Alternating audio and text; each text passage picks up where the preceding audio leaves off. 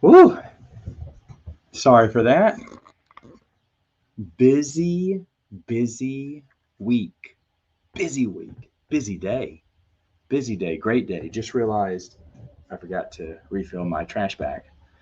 Been working too. But today was a good day, boys and girls, for I sold my house, closed on the house today. That was big. That was big. A lot of tips when selling a home. First off, cancel your electricity early because they wait a whole week. And that means the people who move in, they get free electricity and it goes on you. So they can run the AC all day long and you got to pay for it. I didn't know it took a week. You know, if you don't pay your bills, it comes off immediately. But if you pay your bill, they charge you an extra week or let the mover come in for free, I guess, on your electricity bill. Oh, well. And then for my city, they charge you a closing fee to close out your account. I've never heard of that. So close out your account. But if you don't pay them, they close it out for free. They just stop your service. But if you close out officially with them, then they charge you. So there's going to be two charges next month. That's great. I'm happy to hear that. No, but anyway, sold the house and yay, thank you. Yeah, woo, woo, woo, woo. Yeah, happy day. Pay for energy drinks. Thank you. There you go. I'll get one, Alex. I think it'll be a lemon drop too for you. Actually, I don't know about lemon drop, but yeah. Yes, thank you. Thank you, thank you, thank you. I'm super happy. That's been a big one. This whole week's been very busy because I've had tons of friends who are in, and we did some podcasts while they're in, played some games. My wife's birthday's tomorrow, Mrs. birthday's tomorrow. Then it's Christmas Eve. Then it's New Year's Day. We have tons of stuff planned on New Year's Day, and it's just like a whirlwind of stuff. So if I don't do it today, I won't. I may do one in the morning. I may do a stream in the morning.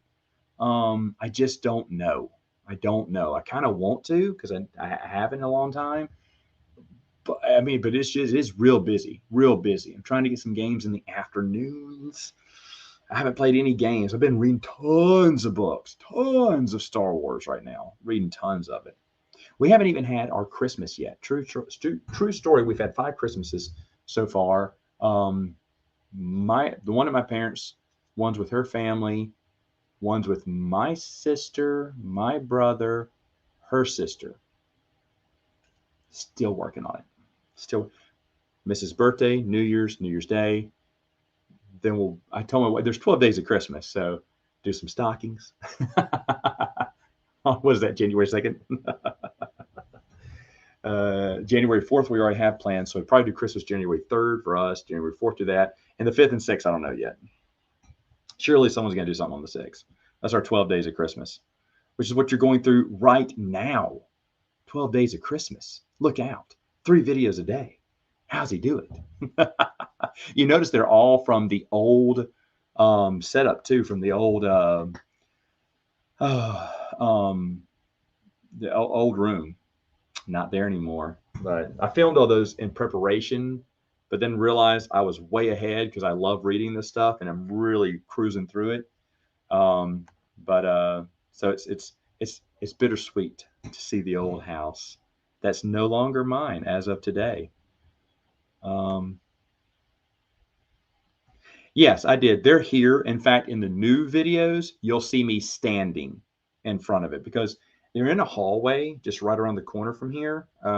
Here, there's the board games, and right around that corner over here, right around that corner is the board games. But it's in a hallway. Now there's a door to the attic there that I open up and then put the camera in there and then film me from there. But it's me standing up.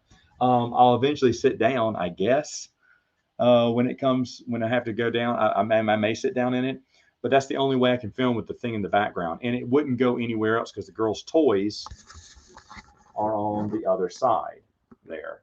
That's all the girls' toys. So, 3 bedrooms, I got to have my own room. 5 bedrooms, I have to split one with the girls. Anyway.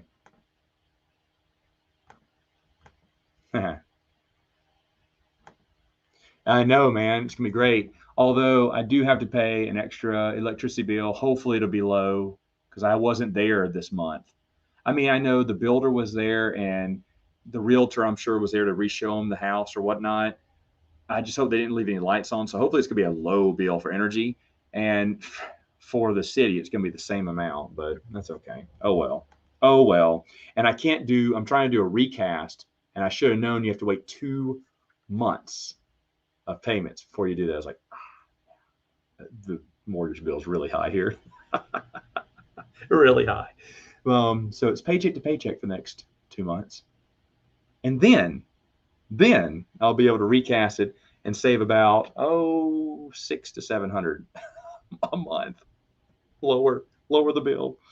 So trying to do that, but that's okay. We made it through Christmas. Hopefully we can make, and then see the girls are going to be, the new twins are going to be born into the month of February. So whatever paycheck I get to save goes to the hospital bills. So needless to say, there are no board game reviews coming anytime soon, unless any Kickstarters come in. Yeah, I haven't bought a single game. And the only thing I'll look at is like a small expansion in a promo right now. And that's it. Not looking to get much right now because I can't afford it right now. It looks just like the old bookshelf. They're just in a hallway now. Thank you. Thank you. She's going to get a big present tomorrow. You better believe it. That's why I wanted Dylan to live with me, Scott, so he could pay half of it. Whoa, hey, what'd you get? What'd he get? What games did he get? I don't put board games on the list because no one knows how to shop online. And if they did, they'd probably get me the wrong one anyway. And I'm going to start doing that with the clothes too, because I asked for these plaid shirts, and they, after 3 years, they finally gave them. But I said, look, I need different colors. I don't want brown.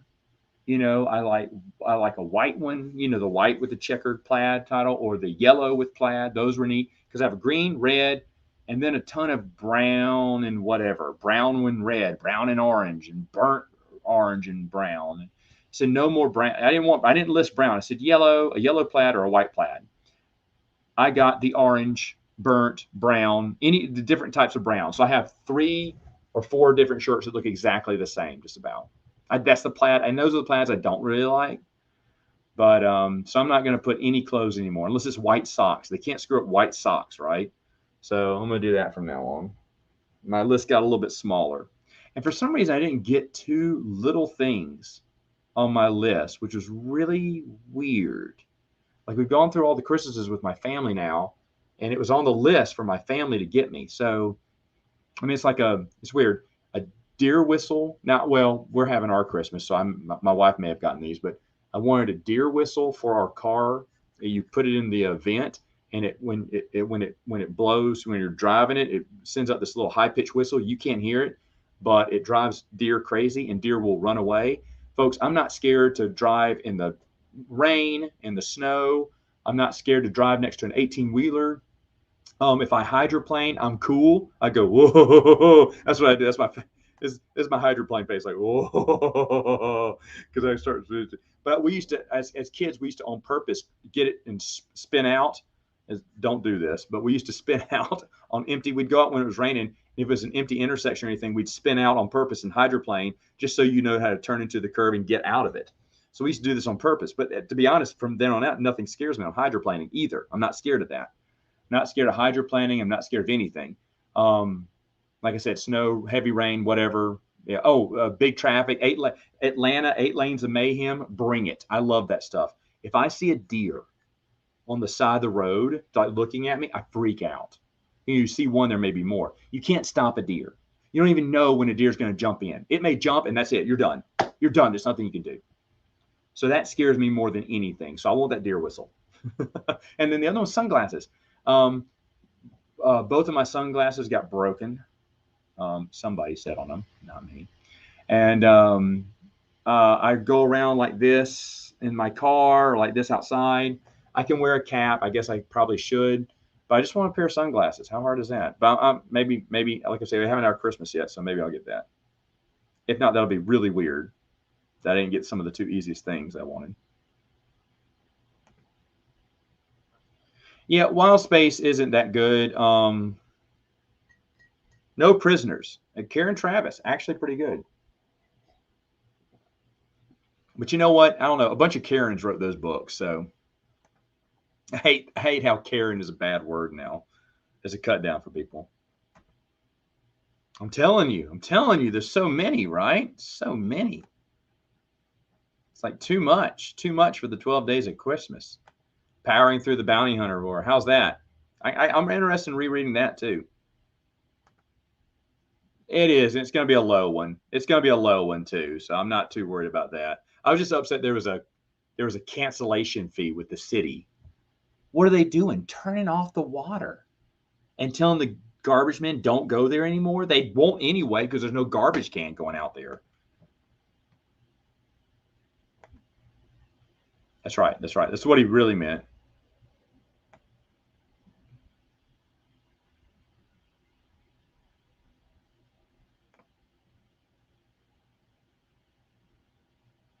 Oh, hey, yeah, you just OG just finished a stream. I caught the end of it. I caught the end of it. So sorry. I was we like I said, family was over and Christmas went late. So, once it was wrapped up, I came up here as fast as I could. Got a few things done. But yeah, I saw you were doing one. I caught on for like a little while. It was really good. Really good. Check out OG Star Wars there.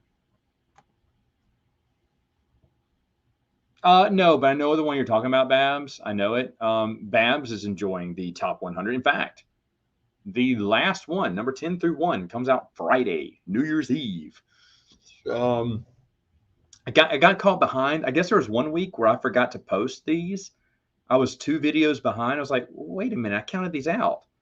And Bernardo's not watching them. I was like, Bernardo, what week did I not post them? Or am I only posting 2 a week? I was supposed to post 3 a week. He goes, oh, I don't know. I haven't caught up with them yet. And I was like, dude, I don't remember. So I had to post a lot this week, which is fine. I wanted them all to come out before the end of the year.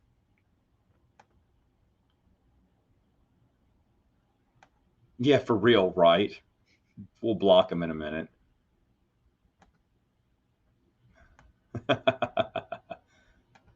Oh, I know. I wouldn't want any of that. I wouldn't. That scares me. It scares me. Seriously, that's the one thing that just seriously does freak me out. I see it. No, stupid child, stupid teenager. What else did I do that was dumb? We used to do a New Year's tradition where we would jump over a bonfire and we took turns, 1, 2, 3, go, 1, 2, 3. And you jump over this bonfire. And I would never do that now. I mean, it's a bonfire. I mean, it's raising. You would jump through the flame. You jump through the flame. Now, if you do that, you're not going to get burned. You're not going to get burned. You're going to get a little singe, maybe, but you're not going to get burned. Unfortunately, we got our signals mixed up. Someone jumped the same time as me, and we both hit in the middle of the bonfire, and we both fell in. He fell in face first and had a few burns on his face and arms. He went down on his arms and rolled out. So he had a few burns on his face and arms. He had to go to the hospital. They're pretty bad. Not scarringly bad, but bad enough to go to the hospital. And me, I fell in feet first. My bottom half fell in. Someone drugged me out. My shoes were melting because they'd gotten so hot. That ruined my shoes. My jeans were getting burned. I didn't get a single. If I got burns, they were light because I didn't go to the hospital. But I remember I couldn't use my jeans were burned, and so we took off my pants, and I had to walk back to the car with pissed off parents in my whitey tighties. Not cool. Not cool. I was 16 or something. And that was really a dumb thing. We also used to do firecracker wars, and that was dumb too. But we'd shoot Roman candles at each other. The parents would go outside for 10 minutes and then go inside and drink and have fun. And then we'd sit outside in the cold weather. And so we just got Roman candles, started shooting at each other. Why not? It's so stupid to think we did that. But we did. That was our New Year's back when I was a teenager. Something else we used to do, which was really dumb. I only did it once or twice. I didn't do it that much. My brother did it all the time when he heard that I was doing it. Me and my brother there's a train that goes from one city to the next. There's twin cities. We're the twin cities here. And there's 2 cities right next to each other. And there's a river that divides us. And so there's a train that goes across the river. It's called riding the rail. Me and my brother, because it has to go slow. I can't remember why. It's not a residential area, but for some reason it has to go slow. It can't go fast through that area because it's going through downtowns, I guess. I don't know. Anyway, it has to go slow. So you can run up to it, grab it, and ride it across the river. And so that's what we did. We grabbed the ladder part and hang up like Spider-Man hanging over it and everything. You know, it's really cool. Now, if you drop, I wouldn't fall in that water anyway, because it's a pretty long drop. But you held on, and then the only scary part, and this was scary, letting go, because no matter how you land, you're gonna hit those rocks. You know, the little rocks on the side, and that was the scariest part for me, was jumping off, because it felt like you were going super fast then. You know, you were at a nice little jogging space running, but when you jump, there's no way you can jump over the rocks. You just have to tuck and roll. But I'd always get cuts and scrapes and bruises whenever I jumped. My brother could jump pretty good. He could land pretty well. I never landed well. And that's why we stopped. I think I did it like twice, maybe. I don't even know if I did it more than that. And I was like, screw this. I was so pissed every time I'd land. And my brother did it all the time when he found out we were doing it. Crazy stuff. Yeah, I've talked about this. I'm not interested because it's new Canon. There you go. Yeah, that was a great line, wasn't it? He's a really good lawyer. I saw that. We'll do a Prince of the Universe on that. Bruce may be coming over tomorrow, but I don't want to do Spider-Man with him. I've seen Hawkeye, and I just watched Invincible on Amazon, which is pretty good. Pretty good. Can't wait to talk about those. It's like the animated version of The Boys. Less language and grotesque moments. Still violent, though. Very violent cartoon, but pretty good. Now that is a shame.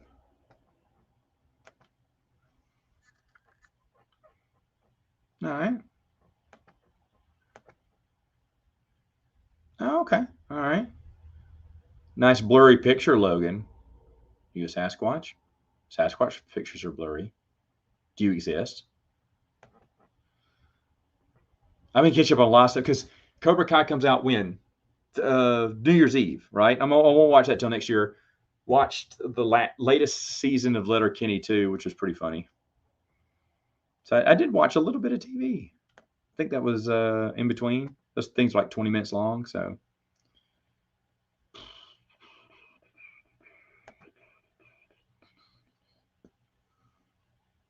Bam. Let's see. Yeah, I'm sorry. Yeah. I'm sorry. OG. I need to. I need to have some mods on here, right? I'm not looking it up. I'm sorry. We'll get that. We'll get to that. Hey, Tony. Tony has special news coming on. Tony, you have to come on. You'll have to come on sometime. Come stream with me.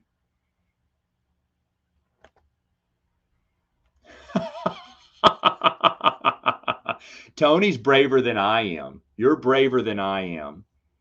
I didn't do that much. I think I've told, what was the dumbest thing? I don't know. I've done a lot of dumb things when I was a kid.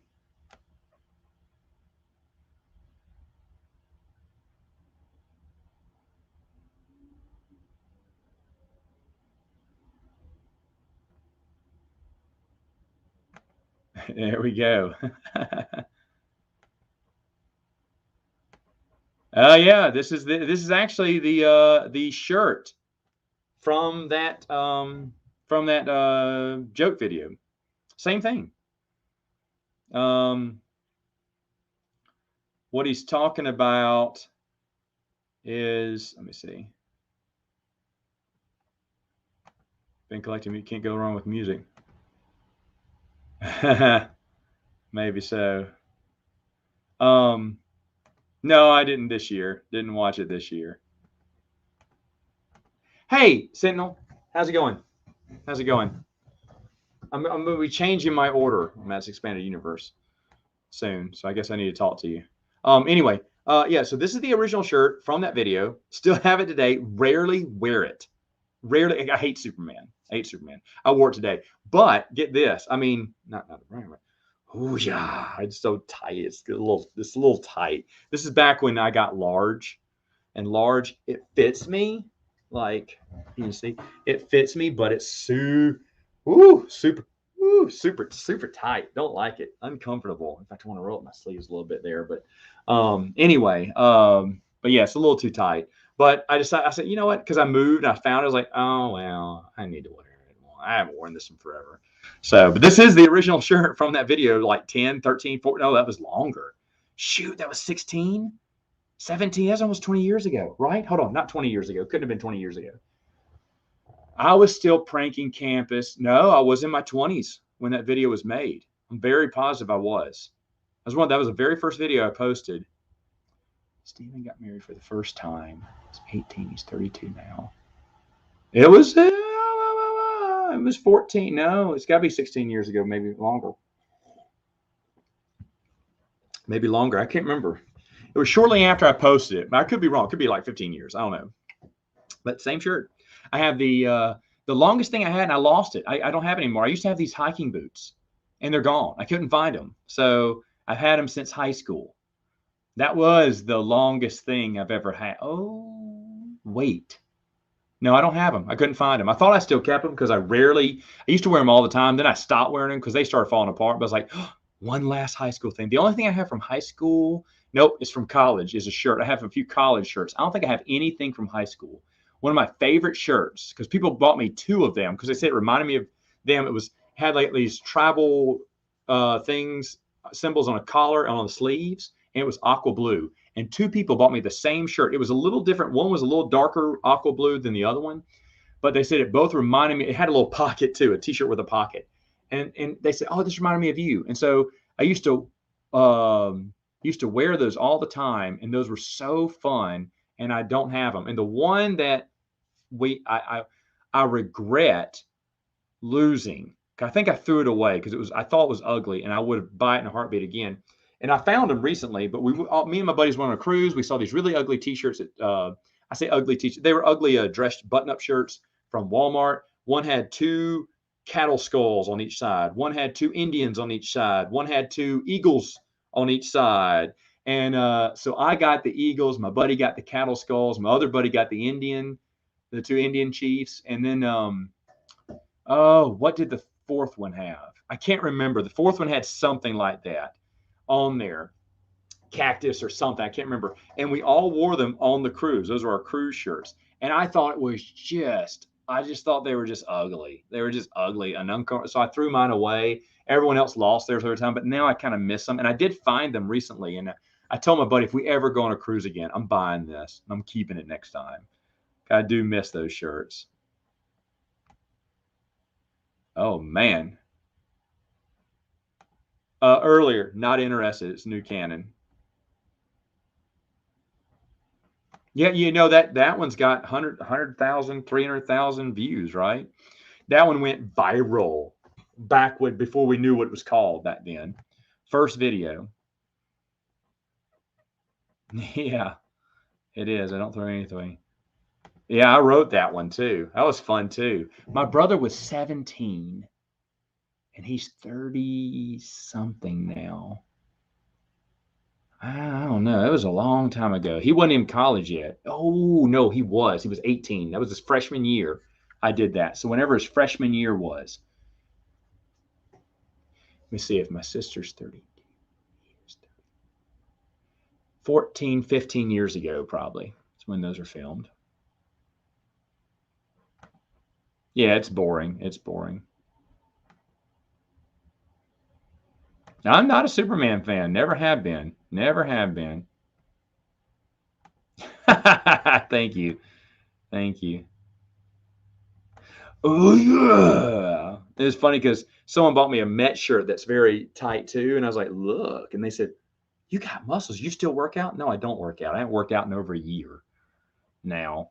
Actually, since they closed it the first time during the pandemic, and I went months without it, and then it came back. I came in for a little while, then they closed again. I was like, screw it.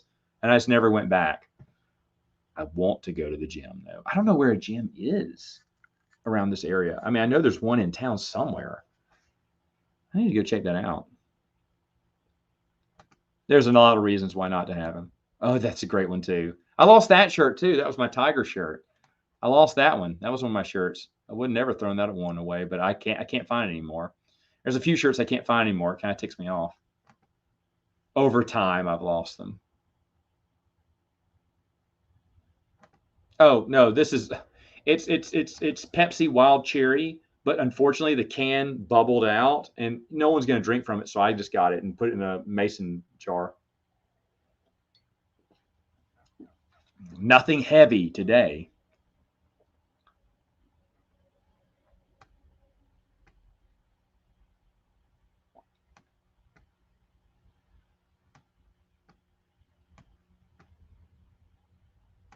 Man, Yubno has been chilling out. Oh, you know what? I can actually show you him if you can see him. He is in the closet. You see him? He's over there. Look at him. Hey, Yub Nubs. He's been in the closet.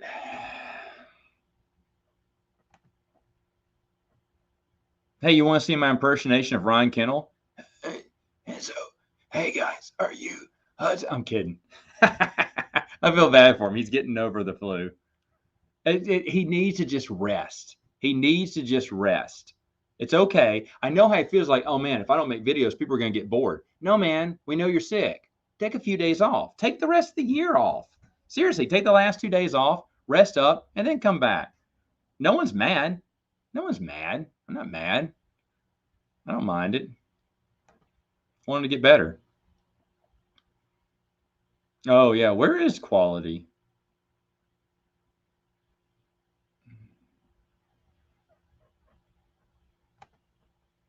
I'm 6'3". I'm not that taller than you, I don't think, am I? Thank you. I'm wearing the small, large size shirt. Yes, you do. You did was it Merry Christmas one? She's doing like this pose. I'm like, I couldn't do that. I couldn't do, you'd have to catch me mid flip. And I'd probably have this face like this. I'd be scared to death. OG is very toned, very toned. She is stronger than me. I hope so. I hope so. A man's drink. The man's drink have a mason jar. Superman. No. Ah, there you go. Doing those push-ups. It doesn't end tomorrow. It ends on Friday. It ends on Friday. But I talked about you earlier. You weren't here. I talked all bad things. All bad things.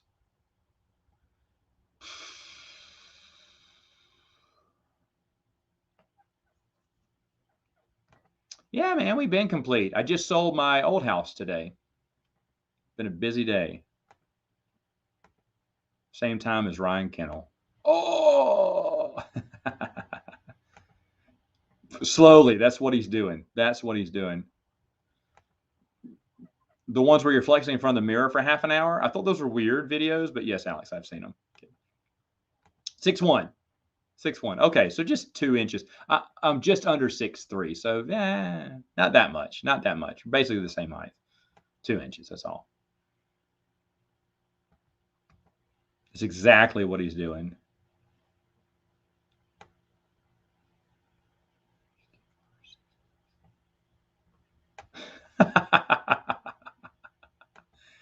Yeah, Pep. I prefer RC over any of them. Not a Coke guy. I'll do Coke Zero though if I have to. But Pepsi's pretty good. Pepsi's pretty good. I'll do RC, but RC doesn't have a zero drink anymore. They used to have the RC 10, which used to buy all the time, and you can't find them anywhere around here. So, I found cans of Mountain Dew gingerbread. And they were just. It was after the holidays. They had some for sale. I was like, done. Tastes just like gingerbread. I was gonna drink one of those, but since we had heavy fat pizza tonight and I had to eat the rest of it, there were 3 pieces left and I was full and we didn't want to take them home. And I was like, here we go. And I pigged out and had 3 extra pieces. I probably ate half that pizza. I feel bloated. So this is Pepsi. This is Pepsi Cherry Zero, by the way. It's my dessert. I have to do a blind taste test someday. Yeah, Pepsi is far superior. Thank you. Thank you. Really happy. Really a relief there. One of the big things. No, look at this guy. Just read. I'm burning through books too, man. It's been great.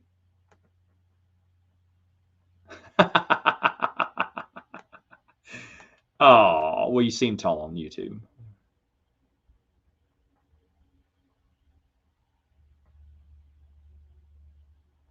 No, I didn't remove it.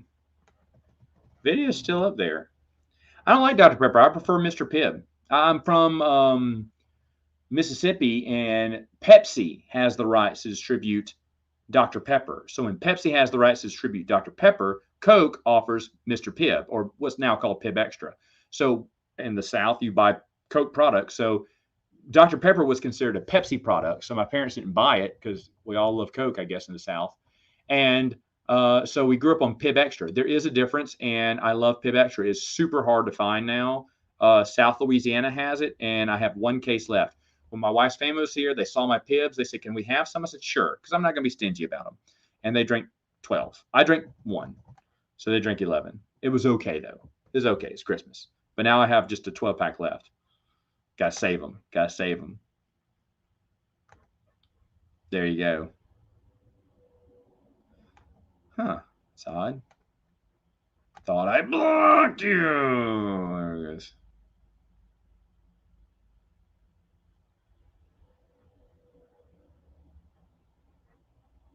Let's see. That's right. That's right. That's right. That's what it is. A large spirit. That's correct. Who was it that keeps telling me that I should do a stream on those? And they said, a playthrough stream? Me cussing for an hour, not knowing what to do or where to go? No. What fun would that be? And all my friends are 5'10". Find some small friends. No, you are not. Are you 6'6"? Really? Shut up. Well, then I would look up to you physically and personally. I would look up to you. I sent an email, by the way, Scott, to her. I'll let you know if she responds. Shoot. Well, me watch a lot. I can't do that. It's really weird. It bores me because they always got to be. They think they got to be smart or make noises or do commentary, and I'm like, just play the game. I'm so tired. Just play the game.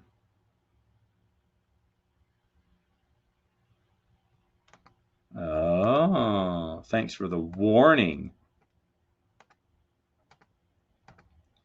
I tried to ask him to come on tonight, but he was busy, and he needs a little bit early warning. And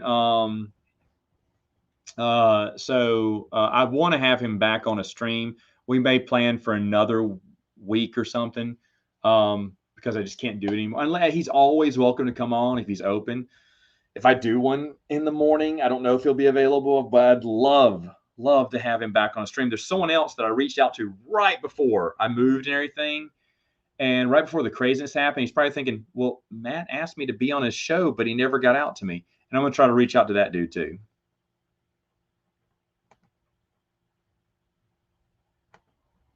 Oh yeah, that'd be great. That'd be great for them. Come on in. All right, so let's see if we can bring in some guests here. We're gonna see if we can bring in some guests because it is a 12 days of Christmas stream, right?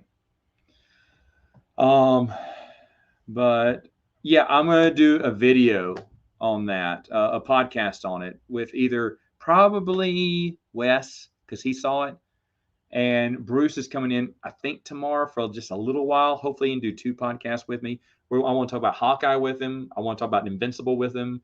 There's so many topics. And then I'm supposed to read I'm supposed to read a Chris Jericho autobiography and do one with Wes. And then Wes and I are going to be on Open Airlock next month, too, which is going to be amazing. Oh, you'll hop on? Sure. Done. Tony, hold on. Tony, email me. For some reason. Oh, wait. Never mind. No, you do have to email me. Hold on. No, don't email me. Don't email me. Hold on. I'll find your email. It's not popping up. Hold on one moment. Oh, Tony is the one who helped put together the Matt's Expanded Universe timeline. He actually was keeping track of it as I was going through it and said, "Hey, do you want this? I'll give this to you." And I was like, "Sure." And so that's what we kind of use as our basis for the timeline that's up on Matt's Expanded Universe. Here it is.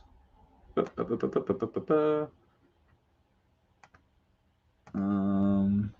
are you? All right, hold on.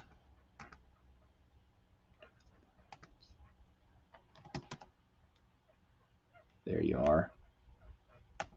Gotcha. I hope I did not just say out your email address. Did I say it? I think I did. Sorry. Yes, you do. Yes, I have a beta schedule. We'll talk about it. We'll talk about it. Bruce and I will talk about it. Oh, wow, that is unbelievable. Look at that. All right, hold on. We got it. Wait, did I block it? I thought I did. There it is. There we go. That's all right. You're going to have them. You're going to have the bots. The bots. Laura, you can check your you can check your I blocked him. You can check your emails. Tony, you can check your emails too. Your emails. But anyway. Um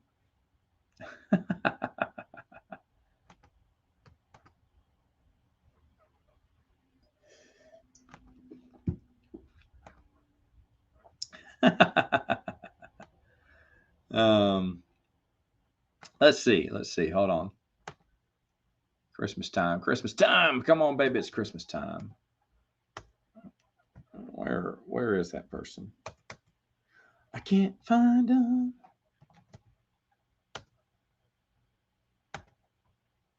There we go. And another. So not watching anything. I want to see Ghostbusters Afterlife. We were gonna go Friday, but I have a very bad feeling it's not gonna be in theaters by then because I didn't see it available on Friday. And the only time we could have gone would have been tonight. There's no more time. Mrs. is working. I'm off, but Mrs. is working. But she's off on Friday. But then, of course, that's when, you know, what? You just type in wife hunter, Matt Wilkins in search. I haven't seen that in forever. If I remember right, I think it was just my sister and someone else. I think it was another redhead, right? Was it Heather? It's been forever. Hold on. I can tell you real quick. Oh. I know one was my little sister, and the other one, oh man, that beautiful tiger shirt.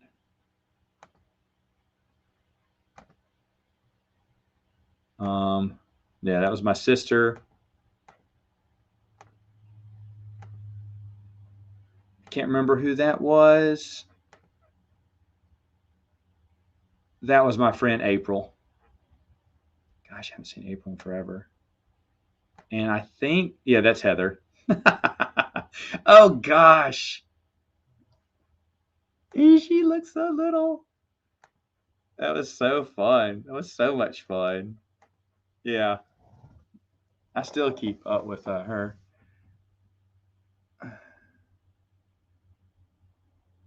Oh boy. What a day, huh?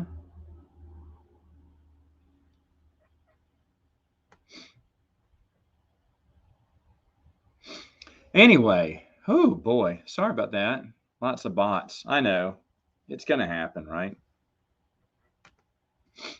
No, I didn't know her back then. Um, April and Heather, and it's weird. Caroline wasn't in that video because the three amigos they had is a brunette, a blonde, and a redhead, and they all hung out together. I guess Caroline was working that day, but she would have been in the video too. Um, and weird because Caroline's always with them, but she wasn't in the video. Maybe she's holding the camera. I don't know. But and then my sister, I got her too. We just went out to the park and filmed that. That was back when I was just doing spoof stuff anyway. But yeah, I'm telling you. But I'm really boring. You know who's not boring? Hey,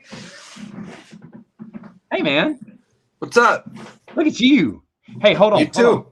So this is a table that you made, bottle caps, right? The table you made. Yeah, Pretty cool. How have you been, man? I've been good, dude. Just busy working and doing all that stuff. Yeah, good. Good. Did you have a good Christmas? Hey, Merry Christmas and Happy New Year. Yeah, for real. For real. I'm getting ready for the New Year's. We got like I was telling everyone, my wife's birthday is tomorrow. We got a New Year's Eve party I'm going to go to. If anyone knows, shoot, hold on. Guess it's a compliment when you have so many bots. But no, they won't stop. But anyway, I got that going on, and then I'm finally going to I think we're finally going to a New Year's party. We haven't in years because of the girls, and I think the one year that I can't remember, it's been so long since we have, but the one year we finally will go is probably this year, and then not go for another few years because the new twins will be around after that. It's hard. It's hard after that. But yeah, what plans do you have for New Year's? Any big plans? Just launching my cards. Oh yes, that's gonna be fun. That's it. It's been almost 2 years in the making. So Epic beard. Oh, thank you. You know, the other day I almost thought about shaving it too. What? Now, to be honest, but I knew you before you had the beard. You didn't have the beard back then. yeah. So yeah, you've had the beard for a while though. Yeah, and I've shaved it during the summer. I'll usually shave it, and then it literally grows back in like 3 weeks. Did you hold on, another bot. Let me get him. There it is. What was I gonna say? Oh yeah, so you made the timeline. You kept up while I was doing the videos, and you made the timeline. What possessed you to start doing that? Yes. Oh shit. Ooh. Sorry, Matt. That's okay. That's okay. I love you. Hey, but you know what though? We need to get someone good looking on this channel. So, and your wife is unavailable right now. So I have Alora. Hi. Hello. How are you doing? Are you seriously 5'2", 5 foot? Yes. No, really? Yes. I never in a million years would have thought that. And all my family, they're like between 5'9" and 6'4". So. Wow. There's a friend of mine who Bernardo Tabletop Island and I know. Is that Jess? Hey, Jess. Oh my God, is that Matt Wilkins? It is. Happy New Year. Merry Christmas. Merry Christmas to you too. How you been, man? Christmas. I have been great. I miss the both of you. Oh, good. How are the kids doing? They're doing awesome. They're doing awesome. Usually they would be here with me, but they put them to bed, and so they are snoozing right now. Hopefully sugar plums are dancing in their head. So they're what, like 2 now, right? 3? They're 2.5, almost 3. They'll be 3 in April. So yeah, they got about 4 more months. Oh, crazy. Man, that's awesome. Crazy. So and you're doing well? Yeah, we're good. Everything's fantastic.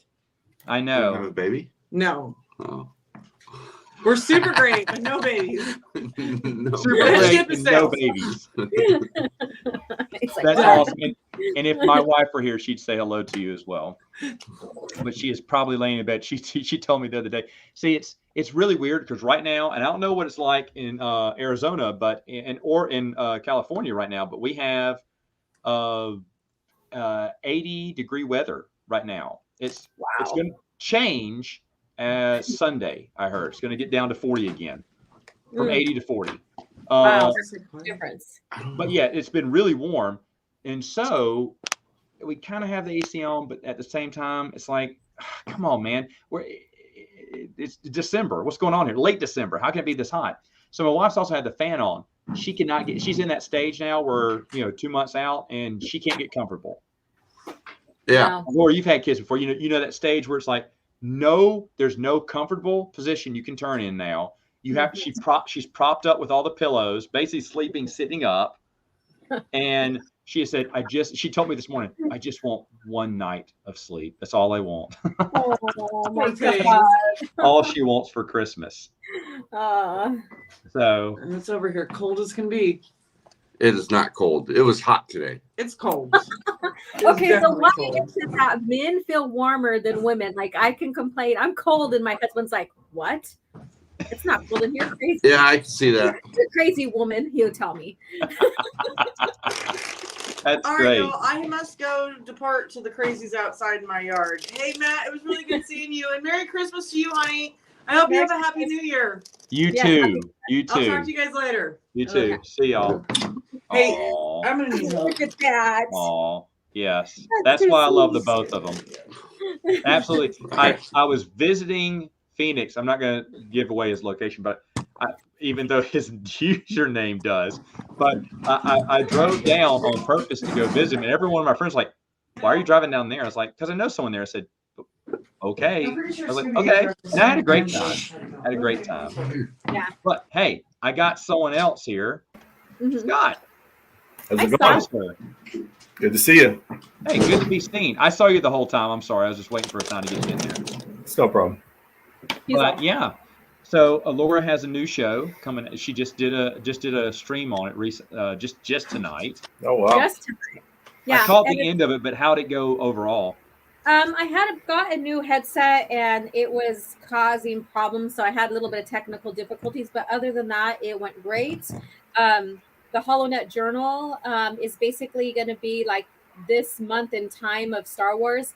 So I'm going back in history. So what I did since Lucasfilm came out in December as a company, I went ahead and talked about Lucasfilm becoming a company and what that brought us and all the different departments and what that meant for Star Wars and other films and stuff like that through George Lucas.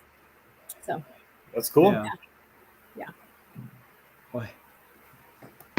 My face wants to give me facial hair like Scott, but I also want to. Yeah. You just got to get past the itching stage. Once you get Yeah. past the itching stage, it's let it And grow. that's the problem with me. If I ever grew it out, or the day I think I did 30 days or whatnot of it during the pandemic, I just let it grow for a while, and it was itching so bad, and it grows in like patches too, so it was really ugly. Really Yeah. I ugly. never know about that stuff. Same with me, Matt. Like if it grows like probably more than this, I can't stand it. It just It itches won't- and yeah, it's it too won't- patchy. It doesn't grow here, I know for sure, and there's another spot right around here that doesn't get it. So patch here grows in between here. I think there's one over here too. It's not pretty. Yeah. It's not pretty. Look like crazy man. Crazy man. Look. So let me tell y'all that we were talking about the timeline because Tony's the one who helped me put that way. He's the one that put it together, and we kind of went off of his. Nice. Now that I'm rereading through it, I'm making changes because it's amazing how we have. Tony's like, well, all my work, Matt. Seriously, now you're gonna make changes to it. But what I'm finding is, as I'm rereading it, I'm finding little things that were dropped and said either on purpose or just randomly thrown in there that change the timeline. And I'm like, oh, like I forgot that this was in there. Yeah. So according to this one statement, sometimes it's one paragraph or one sentence. I'm like, wait a minute, because I just read something. I was like, wait, Darth Maul had the Sith infiltrator by then. Oh, this must have happened further out, or this must have happened before this and after this. Oh, wait, where's the Trade Federation right now? Oh, then this wouldn't be a big news. This would be something like. So I'm toying with the timeline because I got one. Dadgummit. All sorry. Make me a mod. I will go I in know there. I need to. I'm sorry. But I got one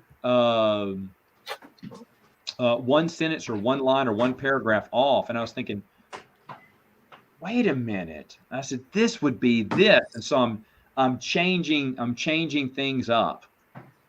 I'm changing things up a lot, and not too much. Like I think I've only designed 2 or 3 things I got differently, or some things I just forgot how it ended. You know, I knew the ending that I knew, and then another one. Yeah, hold on there, Gene. We'll do it now. Okay.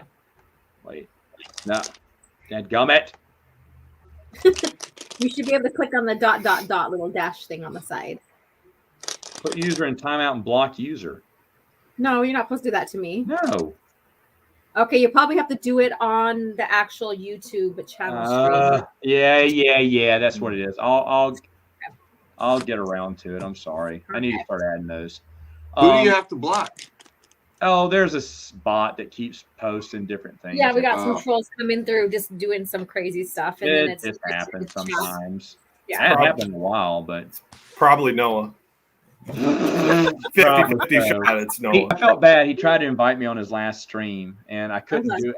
I've been so busy. I thought I'd do more streaming since I've been off for the past week and a half now, and have not had the time. Been busy every day because you have friends, family in, like you guys, and just so the days have been just flying by like crazy. Yeah. It's like you think you have time to finish all these projects and whatnot. It's like no, no. Yeah, and you just never. Yeah, I mean, and plus, I mean, when I get my free time, I'm reading a book.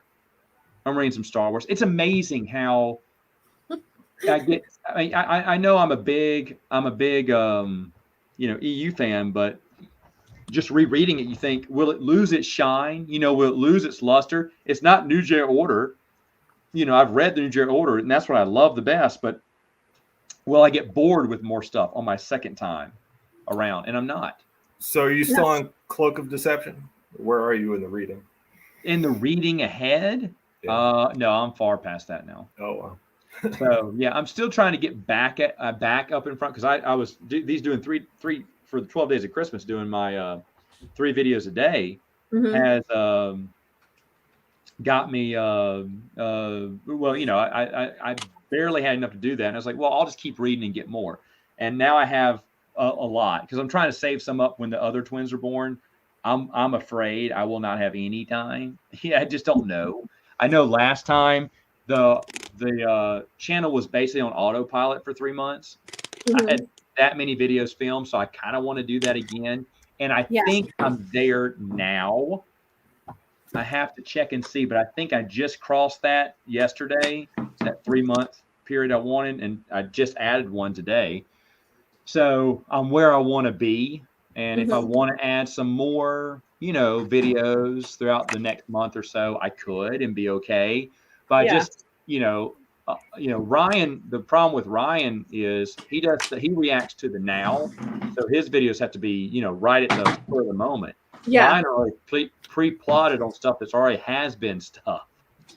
So thankfully I can upload and get stuff preloaded, and that's what I'm working on. Is basically just getting stuff, getting ahead of the game. And I mean, who knows? I mean, who knows how many books I'll read throughout the rest of the week into the weekend. Are you using this to help you read too a little bit? I'll be honest. I use that to look at behind the scenes stuff, but I do not like his timeline. I think it's a little, well, it doesn't include comic books or anything like that. No, it doesn't. Books, it's pretty good. And I'll have to look back over it again. But usually the only reason I looked through that was the behind the scenes stuff. That was the only thing I really liked about that book, but I do love it. I do love that book. Yeah. I don't use Wikipedia. They were horrible as it came to timeline. Horrible. And now they're very horrible with now adding the new addition to Star Wars, and they're removing some stuff from what they call Legends now to make it look similar. What I noticed. Yeah, and it's one of those things where it's and we talk about this actually in a more civilized age. Scott and I did, which come out next week. And but I stopped using them a lot early on when I realized that they weren't. So I'd say, hey, I think this goes here, and they'd block or they wouldn't do it or wouldn't change it. When I was like, okay, screw you guys. And I found the best one, even though it wasn't technically I'm not trying to downplay him, was Joe's site on StarWarsTimeline.net. Even though I wasn't trying to be a jerk, but I was emailing him a lot going, hey, why do you have this here and that there? Because I have it. And I was just saying, I said, because of this, this, and this. But if I'm missing something, did I get something wrong? And his response was, okay, Matt, thanks. I'll fix it. I was like, no, I'm just asking. Why you have it? And he changed up. Some of his timeline for me. And he's going to have to do it again. Because now I'm changing up mine. I'm not saying mine is the end all be all. It's not. But sure you are, Matt. Sure you are. I'm having second opinions on things I love that I don't like as much. I found some never before read expanded universe stuff that I forgot I had, and I didn't. Well, not never before read.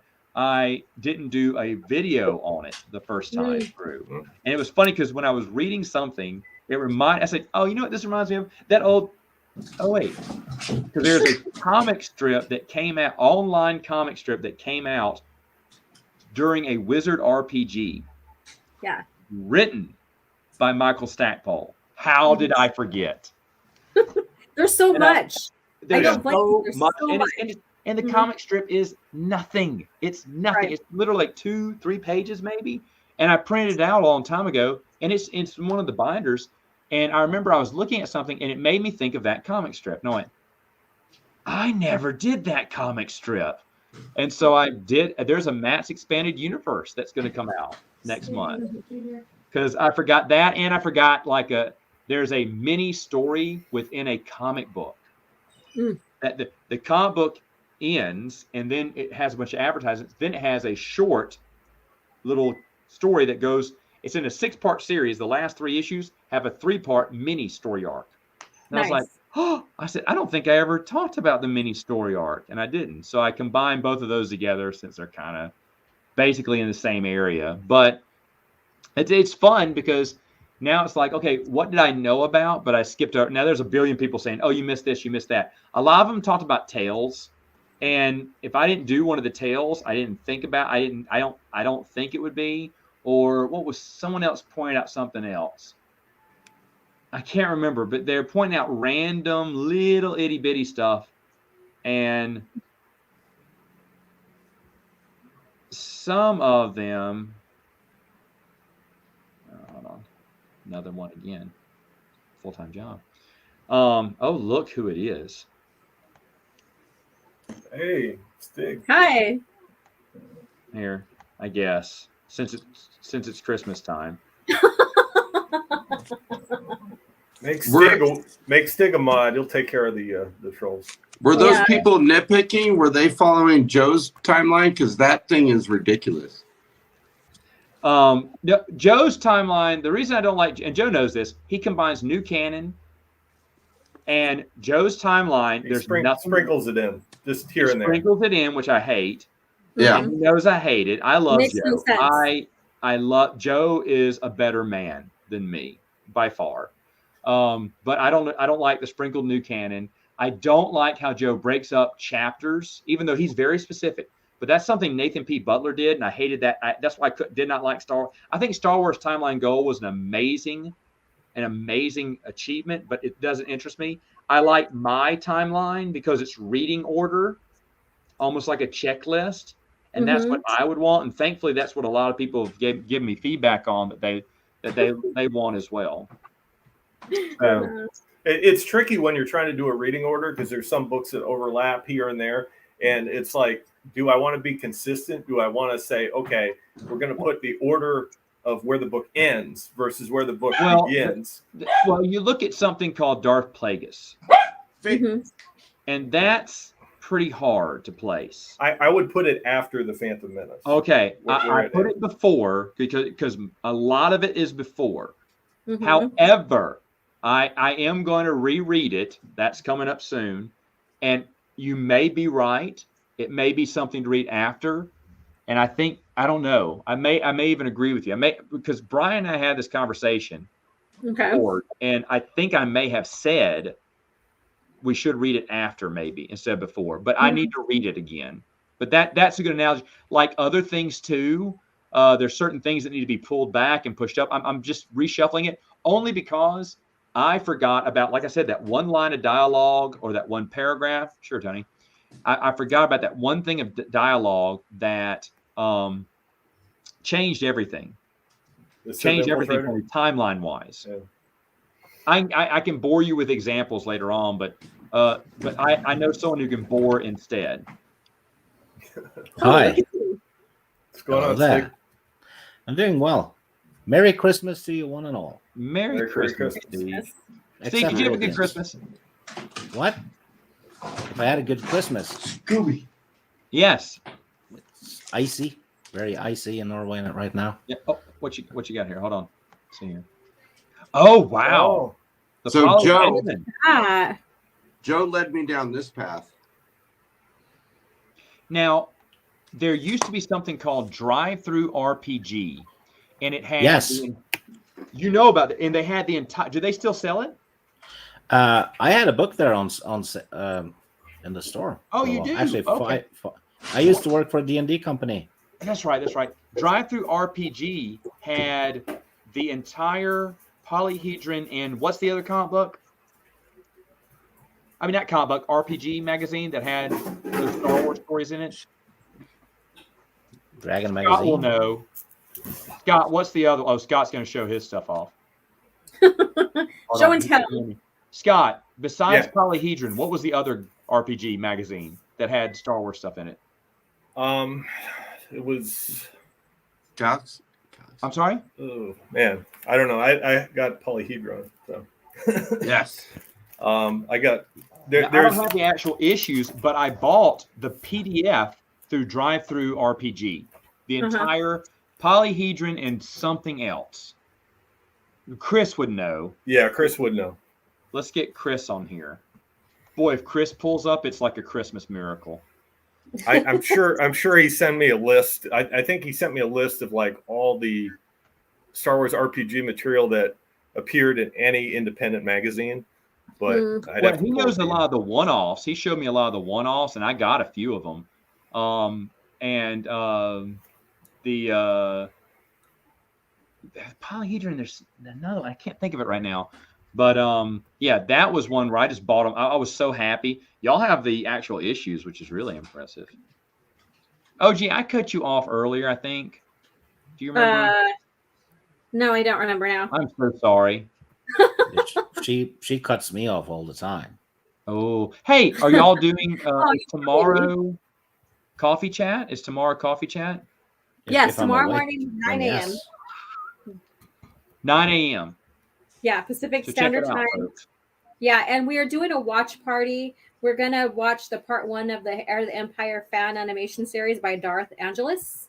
I don't know if you guys have been following that, but he's been doing the animated series on Heir to the Empire. And so we're going to do a watch party on that. Oh, fun. It's going to be fun. It's going to be fun. Everybody gets nerd out. I think it was Challenge Magazine, Matt. Challenge. That's it. Okay. It was Challenge. And Dragon Magazine also. Okay. Challenge it's Challenge and Polyhedron. They did a PDF, all of them for, I don't remember what it was, but I bought it that way. Dragon, I think maybe Dragon Magazine might have had some Star Wars when it was the D20 and Wizards of the Coast. Had the rights. But Dragon only did like a few of those, right? It was May 1990. So this would have been D6 West End Games. How many Dragon? I think just 2. Okay, because I was going to say it had to be very little because I think either Chris sent me those a long time ago in a PDF. Well, I say Chris. It was probably, I don't know who it was. Someone did, and that's how I got them. But there was only like 2 or 3. Now the thing about that is I'm not sure anybody really knows which issues are like the complete issues of Star Wars content because I don't think anyone has all the issues. or has checked all the issues. But Dragon Magazine 157 and 200, it looks like. Okay. Papa Wedge, that would be great, but then you'd have to block Stieg. No. I like the Jedi Academy trilogy, but I don't love it either, though. There you go. But I did buy the hardcover omnibus Stieg, earlier this year. Well, Stieg will be happy, not so happy, but we just recorded, it's coming up next month. It's going to be our Wheel of Time TV show review. I did not watch the whole thing. My buddy did. And oh my goodness. Sorry, but folks, I can't. Spammers. Anyway. But yeah, Stieg, it's terrible. You know that. Yes. Very terrible. From what I heard from the episodes I didn't watch, it's horrendous, and it's so sad, especially if you're not a Wheel of Time fan. If you're not a Wheel of Time fan, you'll love it. Thank you. Merry Christmas to you too. I think if you're a Wheel of Time fan and you watch that show, I think it's going to make it really difficult for you to pick up book one in a series of bricks after you've seen that. I think so. Yeah, it's a different story completely. Because it's already daunting given the size, and if your first impression is that TV show, it's probably not going to help you. I've noticed the people who tell me they like it, they never read the books. Yeah. So that tells, and the people who have read the books absolutely ate it. In my little pool, of people I know. That's what I'm hearing. And say what? If you stick to the source material as close as you can, reasonably close, you'll end up with The Lord of the Rings, which won 13 Oscars. If you don't stick to the source material, you get shows like the Shanor show. And it confuses me why people think that they can write better than a best-selling author. Mm-hmm. Yeah, I can understand why adapting a book will lead to some changes, because it has to. So some of the internal monologue will have to be turned into dialogue and things like that. But if a writer spent 10 years writing a series, he's probably done a good job, so right, he's done 10 years of work for you. That's true, but it was start adapting. Yeah, it's true, but this series is, well, my opinion, atrocious. Mm-hmm. So I'm not looking forward to the Middle Earth one, but I'll watch it for a little while. But probably I'll give it less time than I gave Wheel of Time. At least the people making Wheel of Time is not involved with the Middle Earth one. Hopefully, maybe. That's the saving. That doesn't mean I don't know. Be better.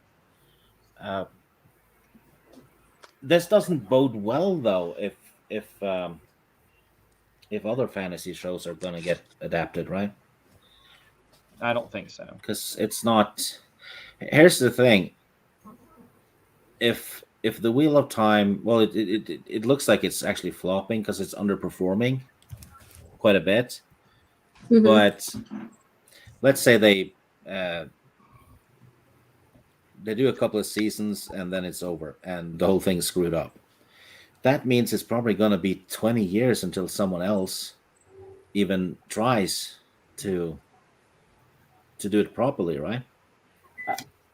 I almost wish it would have been done, 10, 15 years ago, because I think we would have had a better version of it, because it still would have been fresh.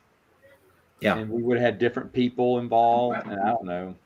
I feel like it would have just been better. But, okay. Regardless of all that, I'm going to change the topic here. I want to go into what I spoil what I said in the podcast. I see that did you just recently get the Polyhedron magazine, Tony? No, I've had this one, but Okay. I only bought it because I was following your timeline and I was following Joe's timeline at the same time. Yeah. So Joe includes all this. Joe, yeah, and Joe includes all that. And the only reason I didn't, and I have doubts on that.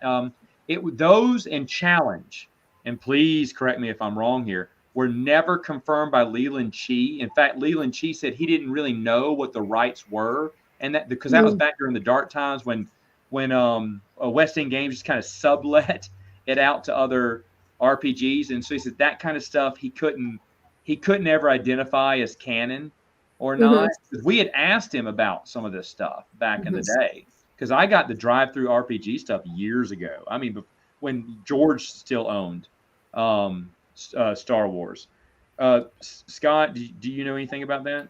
Yeah, Leland never confirmed nor denied, so you definitely got that right. I think it was just an issue of, like, Leland didn't start, I think, until the late 90s, maybe 2000. So that was never compiled in the Holocron, and he didn't go back and add those after the fact. So whatever was in the Polyhedron magazine, whatever was in Challenge magazine, it's pretty self-contained. There's interestingly some stuff that kind of ties into the Jedi Prince series, but it's really? real. In Polyhedron? Yeah, there's some things on the Prophets of the Dark Side, and it goes it goes into like specific prophets, and you can have an adventure scenario based on them, and it gives statistics and I remember that sort of thing. now. But it doesn't really have very big expanded universe implications. It doesn't. But the thing is, though, Tony, I've read it all. Maybe I should look into it. I know everyone wants me to do reviews on the RPG stuff, but I've never played it. I can tell you what's in it. Can I tell you what's exciting about it? I don't know if I can make each one of those be exciting. However, that is different, and that is maybe something I should start up, maybe a different series about RPGs. I know, Scott, you were thinking about some articles. Yeah. I mean, I was just reading through them over the last couple of days, and it's just crazy. It almost depends like what year you're reading, but it ties into so many different things. It's like I was reading the Shadows of the Empire source book, and it goes back and tells you about information based on the Marvel comics, the original Marvel comics. And at that time, I don't think the Marvel comics were brought into the expanded universe really at that time by any of the Bantam books, but it is in the RPG material. So it's interesting how they kind of looked at things back then. And as bad as what I hear the game from Wizard of the Coast was, and how those source books didn't do much, as West End Games did, like giving stories and stuff. Wizard of the Coast was never about telling stories; they were just setting up ideas. They did do a lot of explaining. There was a lot of things. The D20 books they have a lot of lore in them. Actually, yes, they do. I have almost all of those books actually in physical form. Factual lore, yeah. I think I'm missing like 3 or 4 of them to have a complete set. So I'm probably gonna have to look on eBay next year. But the what's it called? Secrets of Tatooine, which is one of the thinner ones. That one it has a little adventure module thing for the players in it, but it also has a heck of a lot of lore about Tatooine, including maps of the Mos Espa and Mos Eisley and stuff like that. Yeah, and a lot of that was borrowed from West End Games. There's a West End Games adventure. It was like Adventure in Mos Eisley or something like that, and it comes with little miniatures, and it has a map, and you can move the characters all around the map in the adventure scenario. It's really neat. I picked mine up years ago, but I hadn't looked at the miniatures, and somebody painted them and did a fabulous job painting them because they're little metal miniatures that you would normally have to paint up yourself. But I found a bag of probably 300 Star Wars miniatures for the they were released by the Wizards of the Coast. I think it was for their little miniature battle thing, but they were also compatible with the RPG battle maps and all that, and each figure came with a card with statistics. Yeah, I found a bag with 200 of them, up to 300 of them. All kinds of EU stuff. Some big ones too. You know, the droids from Shadow. No, sorry, from what's it called? The comic I don't like, Alora, where Luke goes to the dark side. Dark Empire. Yeah, they had droids and stuff from that comic and Yeah. It would, and Papa Wedge said something earlier about Spencer. Spencer's from Star Wars Library. He did a bunch of RPG books reviews. I forgot about that. He did. Good catch there. Yeah. So Spencer's done it. I'd kind of like to do it like I did right before I did Matt's Expanded Universe. I remember I laid them all on the floor and just kind of videotaped them, just ran over them very quick. I did a guide to guides. And yeah, then I've seen that an one. RPG thing, just really quick, because I knew I wasn't going to go into them that much. I did end up pulling stories from the Adventure Journal and from West End Games here and there. No, I did not get them all. There's a paragraph here I missed. There's a little half-page, dialogue thing on something I missed. But I didn't want to get out, just the ones I found interesting. But it probably would be interesting to kind of go through. Like Scott had the idea of doing that on the website, which I think is awesome, and just kind of break them down, what's interesting in them. Because I found even Fantasy Flight stuff, I found a lot of good, interesting things, and I felt that they had different perspectives than fresh perspectives. Oh, look at this! Hey, howdy there. This is Scooby. Hey, Scooby. He's my gentle giant. Hey, Scooby, how do you do? All right, hey guys, real quick, I gotta go. Oh, okay, Tony, thanks for joining. Yes, nice meeting you, Tony. I see. We got like 20 people at my house right now. We barbecued and grilled. So much fun. Hey, dude, thanks for coming in. Have a great. Oh yeah, look at the mini books there. Look at that. I have those. No, you don't, because you sent them to me. Oh no, I gave those to you. Oh yeah. I sent him a care package. All right, hey Matt, real quick, I will sell you $300 tomorrow for your copy of Dig. No. Someone offered him 500 for it, and he didn't take it. No. 400. No. All right, you guys have a good night. See you, Good night, Love you, Tony. brother. Bye, Take Tony. care, Love you, well. man. See you later. He's a good guy. Yeah. What was it he wanted to buy from you? The Dig magazine. He offered 1,000. Oh, wow. Wow. Wow. But anyway, the thing is, what was it we were talking about? Oh, no, but I thought Fantasy Flight gave different perspectives of the expanded universe that we'd never seen before. It was very refreshing to see the ideas that were coming out around them that West End Games didn't think about. I don't, as just an, now I never played the RPG, so I really can't talk about which ones were the best. Everyone says West End Games, but that's probably because that's what they grew up playing and that's the one they love. I don't know if that's nostalgia, but I would say if you like the OT period, then West End Games definitely, right? Right. And it was the first, but I always thought the Star Wars D20 was good as well. But then again, if you think about it, an RPG is only as good as its players and the DM anyway. That's true.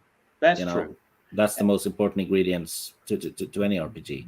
But you also need to assist them by helping the instructions, the manual, the setting needs to be done well too. Yeah. And as content goes from an EU fan, West End Games by far blew it away for me, content wise.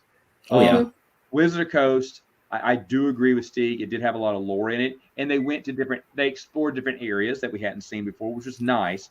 But after looking at what we have with West End Games, and this is another thing, maybe I should give these RPGs another look now that I'm thinking about it, because I just remember being disappointed that they weren't like West End Games stuff. and holding them to that unfair, comparison may have dampened my love for them or appreciation for Wizard of the Coast. However, when Fantasy Flight came around, I really enjoyed the unique perspectives. Like I've said this before, but I can't remember what's maybe Far Horizons, the how they're settling on a planet. Well, yeah, that happened in Star Wars too. You got to populate new planets and everything, and the ship's taking off, and he's thinking, what will we be like a year from now when the supply ship comes back? And I was like, you could tell a frontier-like story in Star Wars. There's another one from a politician's side, and you're trying to gain allies in the Senate for. I can't remember what it's called, but I was like, how interesting, because I mean, it's something that Leia did a lot in the Bantam novels, right? She kind of worked in that, but basically she worked with the same people. But what if she was building things with new senators, the up and coming, helping the, there's an election, the Corellia Senate, this one person she needs, because that's a big supporter, but she or he have a competitor who, if he or she gets in the Senate, then they're going to deep six. She won't have the vote she needs to pass this. I know that's kind of weird. Do I want a political thriller? But that kind of stuff would be interesting. And to be fair, Fantasy Flight kind of brought that out for me.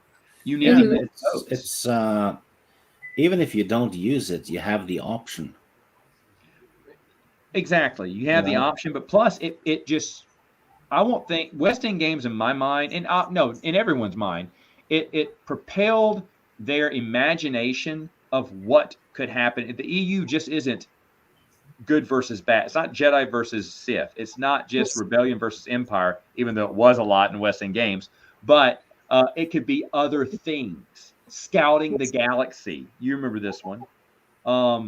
Scouts of the Galaxy. Is that what it's called? That was a Galaxy Guide, I think. Scouts. Yeah. But that was interesting, though. Yeah. About what you would need, tools you would need, what you would do, what type of ships, what type of droids. And I was like, man, I love this. And there's so much like that out there that just makes you interested in learning more. And then, go ahead. With for us old fans that probably don't like what Disney's doing, the only way we can get new Star Wars content that we like is actually through RPGs. If you think about it, because they're not writing new EU novels anymore. Right. So you can have your own Star Wars stories in an RPG with friends, which is it's way better than nothing. Yeah, and just imagine like doing just like having like, because humans like settled throughout the whole galaxy. Imagine settling like Tatooine or Naboo or something like that, a planet that you weren't indigenous from and stuff, and having that type of like exploration story as well, and encountering different species and stuff and different threats and stuff in Star Wars other than Sith and Force users and all that. I actually thought about running a Star Wars game like that before we went for because we're playing me and Alora and a few others are playing the Conan D20 on Sundays. And I was pondering a Star Wars thing where the players would explore the Outer Rim, but then I realized the players I have would probably kill everything anyway. So it would be It also matters your gaming group. What your gaming group is going to be like too. But there's been incidents. A long time ago we had what? Yeah. Huh? What? I was saying it depends on the story. So like when we played D&D and we were elves and all that stuff, the story, what we did in the story did that. And also depends on what the the DM creates for us as well. Usually what I do something very basic and then I leave it open for all kinds of options, because from experience, if I write a story, that story is going to be destroyed after 1 or 2 sessions because one of the players is going to kill someone and then there's the city they're working for is going to hunt them down or whatever. So the whole story is gone. So I just do it loosely. You know, there's one. Seth Saunders used to be on our site, and he used to do like talking about building your own RPG group and giving tips and tricks, which I loved. And then after he's done, he said, "What should I do next?" I went, "Well, do you want to live stream an RPG?" He said, "I'd love to." I said, "Yeah, go ahead." And so they do some sessions, and it came out once a month, and then they stopped because of differences. One person was working a lot. Another one was Amelia was getting married, and then she just had her baby a few weeks ago. Oh, Nice. Yeah, and so she's doing well. But so the group kind of got broken up for a while there, and Dylan, of course, had to study. But I asked him a couple months ago what the deal was. He said, "Well, the group just can't meet right now. We're all busy." I was like, "Oh," because that was kind of fun, watching it played out and everything. I've experienced RPG before. Brian Borg has a great story because he's the only one who I've sat at the table with and done an RPG game with, and I had a blast, and he did too. But it was my first time I was ever involved with RPG, and it's a lot of fun. And like I said, if I had the time, right, the girls have to be older, kind of like self-sufficient before I can bring friends over for RPG nights. But I look forward to doing stuff like that because it seems like a lot of fun. I had the best kill in a Star Wars RPG ever. I'm listening. Primitive Planet. They had old school outhouses, right? Okay. Basically, they poop in a hole. And I was going to kill the guy who owned that place. It was like I was playing a bounty hunter or something. So I went inside under that hole when he wasn't using it and placed a mine. So when he went in to use the toilet and pooped, the poop landed on the mine. It blew him up. oh, Oh my God. Wow. And the whole place, the surrounding area was a mess. Yeah, I would say that's a shitty situation. Yes.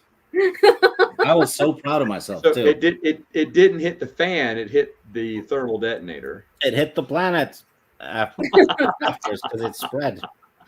Oh my God. Hilarious. That's Oh, hilarious. Lord. Yeah, and the thing is, when I remember, and I told the story a long time ago, but Benjamin, who's my co-host of Saturday Morning Sandflange, he used to do Star Wars, RPG, West End game stuff all the time, and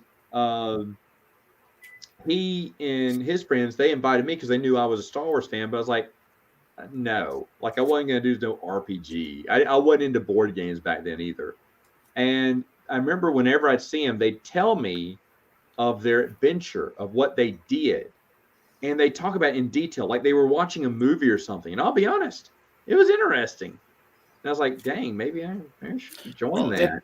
It kind of is like an something in between an interactive movie and a book. Yeah, it definitely felt like that to them, and that's what spurred imaginations like Pablo Hidalgo, Troy Denning, other people who were involved in West End games prior to writing. You had Denning used to write D&D novels too. He wrote the Dark Sun series. And, quite a few Forgotten Realms books. Yeah, that's why Troy Denning puts a lot of RPG stuff in his books. I think the reason why Troy Denning uses bugs quite a bit is because of the Dark Sun books, because one of the playable races in that setting are insectoids. Yeah. And he wrote 5 books in that setting. I think it carried over. I get it. So he's just used to writing bugs. I think so. Interesting. You may be right on that. You go with what works.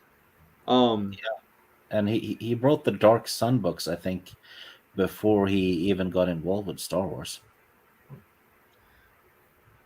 Yeah. No, that's good point there. That could be the case. But either way though, when he still lived here, I thought, you know what, we should do it. And this is back before I had kids, and then he moved away. He came back. I had kids. Wasn't going to happen at that point.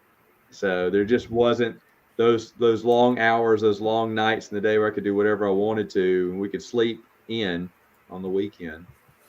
Holy Those crap, girls go to for- bed super late, and they are, I swear, one will stay up till 10:30, and she'll be up at 6. It won't stop her. Will not stop her from she can go to bed at 8, wake up at 6 in the morning. Go to bed at 11:30, wake up at 6 in the morning. For about 3 years, me and a bunch of friends used to play D&D every Friday and Saturday, and we would play until 5 a.m. in the morning. We would start at 7:30 in the evening and play until 5 every Friday and Saturday for probably 3 years. Wow. Long nights, especially if you're the DM. Yeah, I bet you run out of ideas when you're like 3 a.m. Yeah. Mhm. Yeah, and it tires your head because you're basically sitting there being a calculator. Yeah, you gotta remember what level all the players are on and all their stats. Yeah, the skills, do and math. then you have to have the the hit points, the attack bonus, all that for all the NPCs as well. Mhm. I've actually never played it myself. I've only read through the Star Wars RPGs. I've never actually played any RPG myself. Well, it's basically like the KOTOR game with friends. Okay, I've never played that either.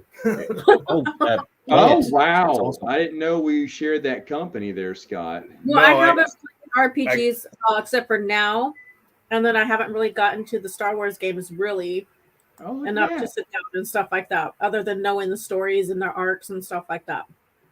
Yeah, I quit playing video games around Jedi Academy, the Mhm. last Dark Which is- Forces game. That Which was is the still last the one. best Star Wars game. It's one of the best. It's one of the best. Mhm. I always liked Rebellion, the supremacy game. Yeah, It was like you'd build a fleet and you try to take over these planets via diplomacy. You could build a Death Star and blow up planets. That game was great. I love playing that because you could play it remotely against a friend, and you could, if you were the rebels, like you could change your base to somewhere in the Outer Rim, and you always knew the Imperials were on Coruscant. But the game was just so balanced that way. I loved it. Did you ever play the X-Wing games? Yeah, I played those. Those were fantastic. I liked, you're talking about the Super Nintendo one? No, N64? No, these were computer games. Oh, Yeah, okay. PC. No, okay. X-Wing, TIE Fighter, Gotcha. X-Wing Alliance. Gotcha. Farlander, right? Farlander was X-Wing, and Ace Azamine, I think, was X-Wing Alliance. Mhm.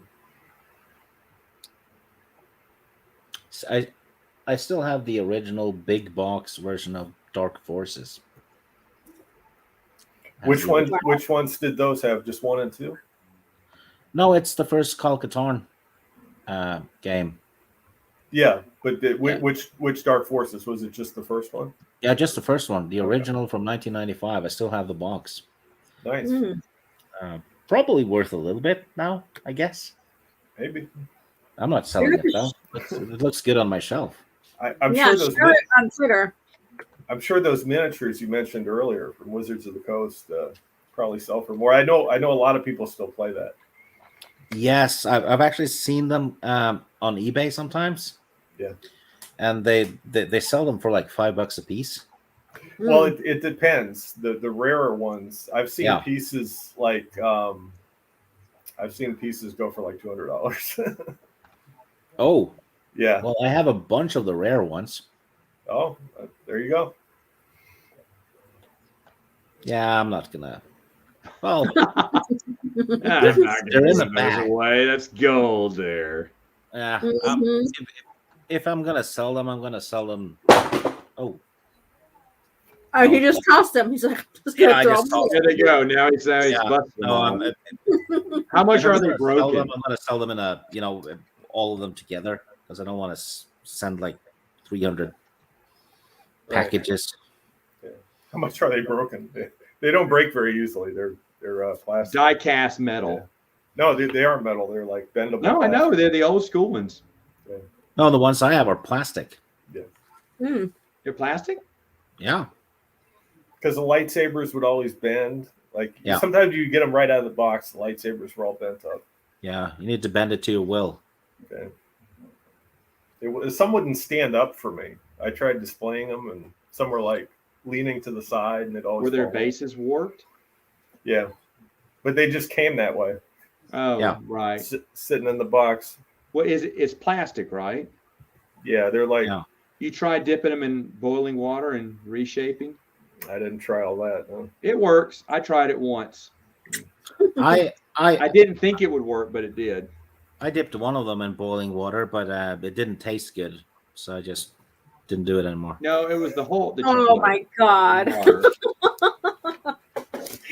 I'm surprised you're not dead yet right now from all your curious exploration. Well, you know, Slave Leia looked yummy, so I don't know. Stig was making a. That's making a literally soup. eating Leia. Yep. Alex, check your email. Yeah, that's funny. No, I put one of my figures in there because I had kept shoving it in the box. It didn't really fit, so it kind of gave it a U shape. I was like, oh, rats.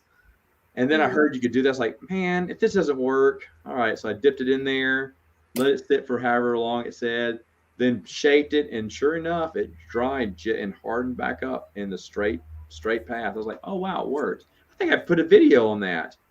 There you go. I think I did a video on it a long time ago when I tried it out. That was a couple years ago. That's What been a long haven't time you did ago. a video So on? I didn't see it. I'm telling you. It's funny because I was looking at some old videos of my girls with my girls because they like looking at themselves as babies. And I was filming the room too. And I know why I was doing it because I wanted to show me what my house used to look like when they were born. But now that I don't have the house anymore, I was like, oh, I remember that. I remember that decoration. I remember when we had things set up that way.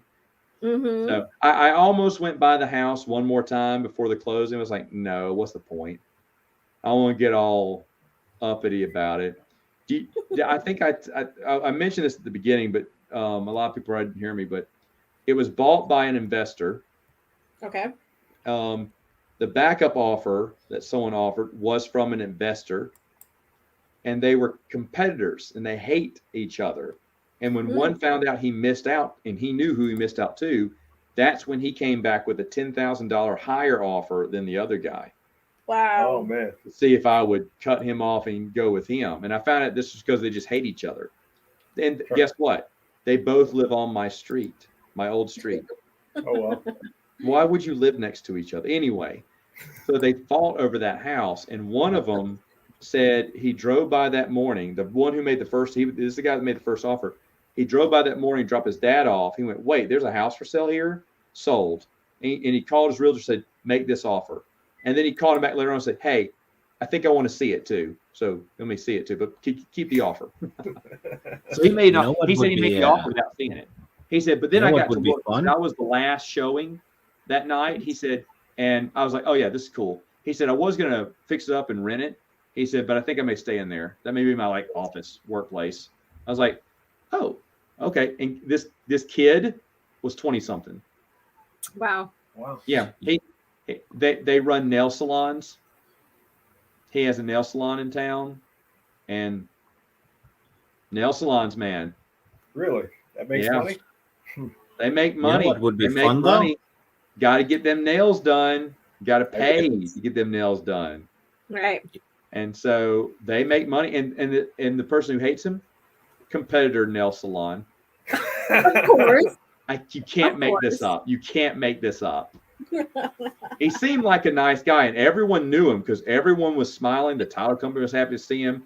The realtors, anyone would stop by, say hello. Everyone knew him. I was like, okay. But they buy up land. He buys up land. And only certain places. But when he found one on his family street, he went, that's mine. There's a big fight over it. So, because he's been wanting to live on that street for a while next to his parents. But the one piece of empty land that's available in my subdivision is owned by the competitor who will not sell to him. Wow. So big rivalry going on there. I know. I just heard about all this going on. I was like, oh my gosh. So, I was like, all right. But he's going to redo the floors, redo a bathroom. He said, Hey. I was like, okay, tear up my home. That's fine. No, I'm kidding. I ain't care. I thought I was giving over to a loving family, like you'll love it just like we did. You're a new family. Oh, because the guy that we took it from, he told me his mom and dad lived here. He's like, you know what? Mom and dad would be so happy to know that a young family is moving into their house. I said, do you know how old I am? No, I'm kidding. I didn't say that, but I was like, oh, thank you. But I know now what he means, because you're like, there's a new family. They're going to start a new life here. That's nice. Yeah. Now I feel like I just sold it to some soulless investor, soul-sucking investor. I'm kidding. I got money. Just let it out, Matt. Just let it out. That's it. I got money now. I can fly Stig in here if I want to now.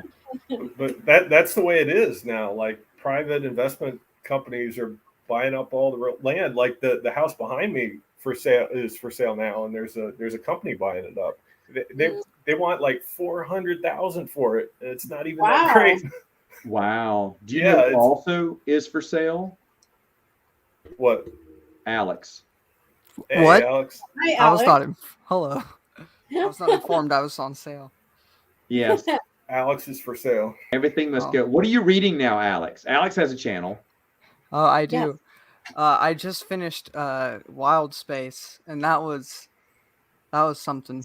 It was a mixed bag. I liked the Bale and Obi-Wan stuff.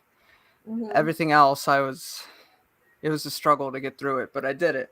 So, because I know some people just throw out TCW, but I can't, because like I know No Prisoners has Callista, and that makes me happy, so I can't throw that out.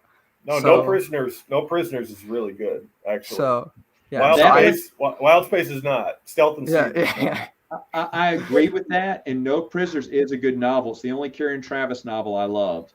Wow.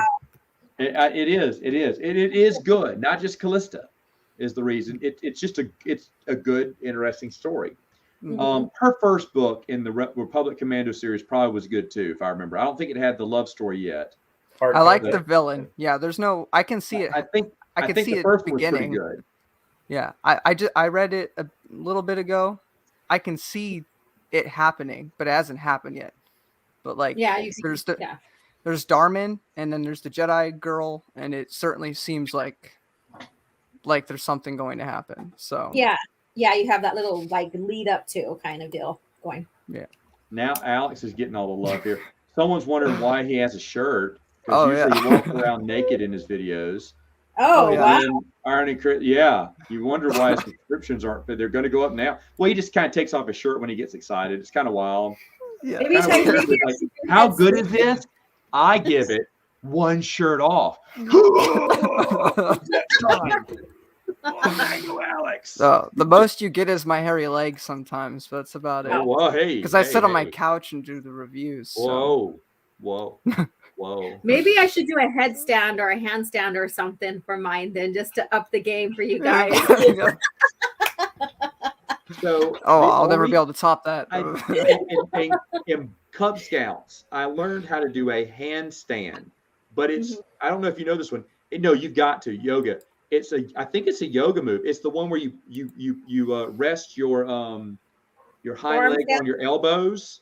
Oh, crow pose. Yes. It's a crow pose, but it was the way that you could dare your friends that you could do a handstand right like that. And it is. Oh yeah, lift up into you're holding on to your hands, but instead of stretched out, you're scrunched up together. And it's been a while. I'd try that right now if I could. I won't hurt myself because if I fall, I only fall like 2 feet, or 1 foot even. But I used to say, I can do a handstand. Really? Yeah, faster than you. I said, and they'd try to do one. I'd do one real quick because I could squat down and get it. I didn't even know that was a yoga move until I took a yoga class later on. You're like, oh, I did that.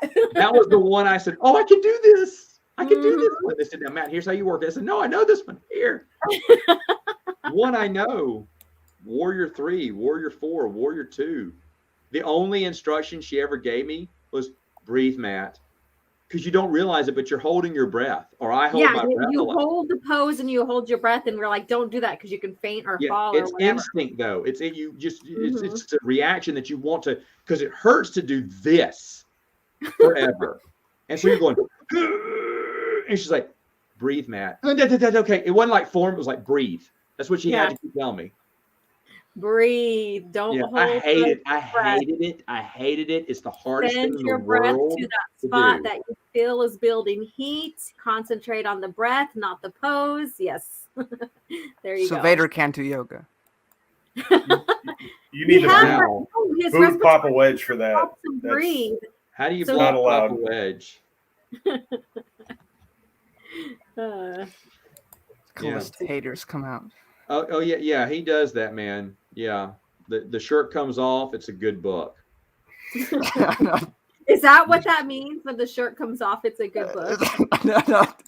That's what he does. He's like, I just love it. And then he kind of runs around his backyard screaming. It's really kind of weird. If only I had a backyard. That's the only part of the story. Whoops. So you mean you go into someone else's backyard and run around in it, enjoy it? Yeah, definitely. I just have a patio. So I can't let if nobody he else. really likes to, if he really likes the book, there has to be an audience. I have to walk back that comment. I like how instead of saying I got busted lying, we just call it walking back a comment. That's funny. No, what were we talking about before all this? Before the silliness? You were talking about handstands or something. Well, no, before that, I got us derailed. That's what you do to every stream. You were talking about Karen Travis and you were enjoying her. You talk about Clone Wars. That's what it was. Clone Wars. Alex, you know where I stand. Clone Wars has to be at least the first, whatever 6 seasons it is, has to be part of the expanded universe, just because there are comic books, there are books, and there are children's books around that series, and there's adult books. I mean, shoot, what is it? Abeloth came from a Clone Wars episode. I mean, based off a Clone Wars episode. So the people say, well, that's not canon to me. Well, the new seasons that are out, that had come out, yeah, sure, those aren't part of the old Legends canon. No, but can the old series? Yes. And should it be? Yes. Yeah. Is it great? No. Again, I think I said this. The first few seasons I did enjoy, and then it just started getting old and redundant and stupid. There were some stupid episodes before then, but there seemed to be less ideas and more just, it'd be funny if Cad Bane opened up a droid beauty salon to trick C-3PO and R2-D2 into giving away secrets from the Republic. Oh, and why would they be going to a droid salon? Because they were looking for berries for Padme's birthday cake. I'm not making this up. Yes. No, I cringed at that. I was like, what the hell is going on here? And here's the deal. Even in those later series, there was some good stuff. Cad Bane. Yeah. I like Cad Bane. Cool. Cad Bane was a cool character. And then they do that stupid young Boba Fett and friends arc. And I'm like, what are you doing? Yeah. What are you doing that he's joking around with them? And, he's being a kid. Boba Fett's a fun-loving, cool kid. No, he's not. He's quiet. He's serious. He's young Jango. Right. And he's not a happy dude. Yeah. It's so aggravating. It is so aggravating. Yeah. Most of the stupid episodes happened when George Lucas went to direct Red Tails, because I think they got Lucas out of the room. Yeah. That's probably when they brought back Maul. Everything I've read so far, they're not. I was mad when they brought back Maul, but of course that was Lucas's idea to do it. And the way they did it, I saw an interview where Lucas said it wasn't his idea. He made sure he was chopped in half to make sure he was dead. Well, no. That was the thing that I read a long time ago, but then later on, they thought about bringing him back this way. Anyway, Blue Pig, was this one of them too? Because I remember I hated everything about that, the Bounty Hunter episode, where Singh and all the gang were together, like they were all good friends hanging out. And Singh didn't have force powers either. Yeah, and Boss shouldn't know who young Boba Fett. What's it? No, Bosk hated Boba Fett in the what was it, the Bounty Hunter Wars trilogy. He hated Right. it like from the very beginning, and it explains the backstory about how like their families like hated Boba Fett, and it's like they didn't even look at that material. And tells they the didn't. bounty hunters he doesn't care for any of the bounty hunters. Mm-mm. He only cares about Boss. Yeah, and that's the thing. There's just so much I'm thinking that's so disrespectful. And then there's other stuff, but then it doesn't make sense. Again, why is young Boba Fett chummy with everyone? Why does everyone have to be in there? And I bet Filoni's patting himself on the back. And the thing is, there'd be dumb episodes in there, and then they'd have something like what was the one Clone 99 or whatever? The old one. What was that one called? No, it was the first story arc of one of the seasons. That was excellent. When it talked about the clones that just were oddballs. Yeah, it was and like accepted that clone janitor. cadets or something. Oh, the Null Arcs? The Null Arcs, wasn't they talking about that? No, huh? I can't remember what the name of it was. That was They were like the rejects or something. The reject. Yeah. Something that was a great story arc. I love that one. And I wish we had more stuff like that. But then there'd be terrible ones. Like I said, when I rewatched it, I was shocked that there were so many I loved. Now, I don't know if you guys watched The Bad Batch. I know you haven't, Matt. I haven't. I just followed it a little bit through people's reviews. So those rejects were the rejects that Filoni made. Were they continued in The Bad Batch? Because The Bad Batch are supposed to be rejects. It may have been the Bad Batch story arc. I don't think so. I know they the look like new characters. The old guy Yeah, got killed. Yeah. 99 got killed in Clone Wars. So That's yeah, right. I think they went back to like Camino again, like they did already in the comics. They tried to do stuff, but I'm suffering through the show and all the tie-in material right now. I didn't like how Dengar was portrayed. Mm-hmm. I don't remember Dengar being in it, but he probably was. Was that when? And the thing is, go ahead. Sorry. Oh, I was gonna say, I think is that the episode where Obi-Wan was pretending to be a bounty hunter? That Dengar shows up, because I don't remember. I don't remember, but I remember just not liking. Yeah, Dengar isn't in it much. He's there like sitting on a patio in a rocking chair in one of the episodes. Here's the thing I do love, and I've talked about this when it came to Clone Wars. I loved how visionaries could now be part of the canon, giving that ending to Obi-Wan, because Darth Maul has that apparatus. That's where they got the idea for him. So, what happened to the OG? Stig, what happened to Alora? What do you think happened? No, someone mentioned the Clone Wars, and she just raged. She got tired of hearing Clone Wars. Yeah, she just got it. Yeah. Another thing they completely forgot about was in the young Boba Fett books. I think he gets kidnapped by Aura Singh for a time. I think it's like in book 2 or 3. Mm-hmm. And he should hate Aura Singh after that. Yes. And then they're working together. Yeah. So that just doesn't make sense at all. He tries to steal her Django's like funds, the bank account. Funds in the third book. Left him and stuff like that. And all of a sudden they're friends. That doesn't make sense at all. Yeah, because he tries to get Django's inheritance for Boba. Mm-hmm. Right. And then it's more recent in my memory, so. Yeah. And so with this, I don't know. I know Matt's not following it. I don't know about Stig. I don't think Stig is, but they had that first episode of the Book of Boba Fett or whatever. And so now we know that Boba's arc was like, even when he stepped up to be Mandalore, he did it out of like honor of Jester, Django, and Shaisa, and but he still didn't want that leadership role, but he did it out of respect and honor, right? And so he was very conflicted with it. But now in this new lore, he is now stepping up to take over the position of Jabba's crime lord syndicate, stuff, that he had. And so now he wants to rule with respect, kind of deal, which is very odd for a Boba Fett. It's very odd because EU aside, the movies explain to us that the Tatooine is controlled by the Hutts. So even if Jabba dies, the huts are still going to be there. They're just going to send another one to Yeah. keep their smuggling planet running. Mm-hmm. But they just ignored it. Yeah. Should still be in the Basidi Hut clan. Should still be part of that. Iron Inquisitor makes a good point. Pong Krell should have been an Inquisitor. I agree. They should have used him as an Inquisitor. I thought that episode would have been better if it had been the guy from The Force Unleashed who never used clones. I was thinking about it. The whole plot line. That's the guy that trains Galen, the Star Killer. He never used clones in the Clone Wars because he didn't trust them.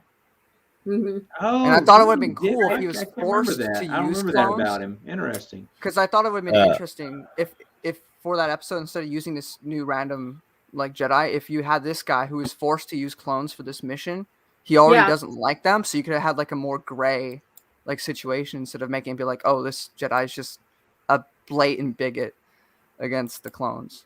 Mm-hmm.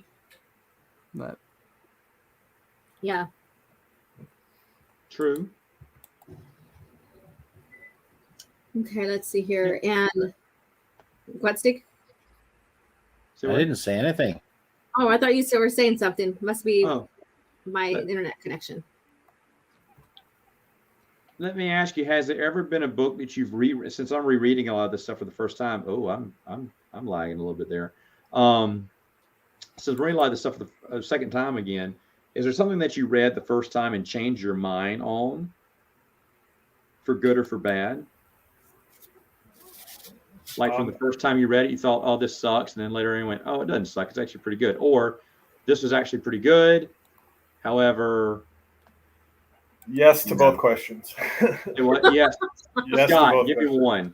So, Jedi Surge. I love Jedi Academy trilogy. It was the first adult novel I read, but I remember why I struggled through the beginning of it, because the dialogue is absolutely horrible. How they treat Han Solo, at the beginning, he's going off to Kessel or something, and he gets shot down, and just his dialogue between him and Chewie is totally off. He's like, "We're going to be space meat" or something. It's just really, really wacky, and it takes a long time to really get going until they're in the spice mines, and that trilogy is. I think the best parts of that trilogy is Luke starting his academy, going and training the students, finding each student like Gantoris. But the very first novel of that series is not very good. Even though I love the trilogy overall.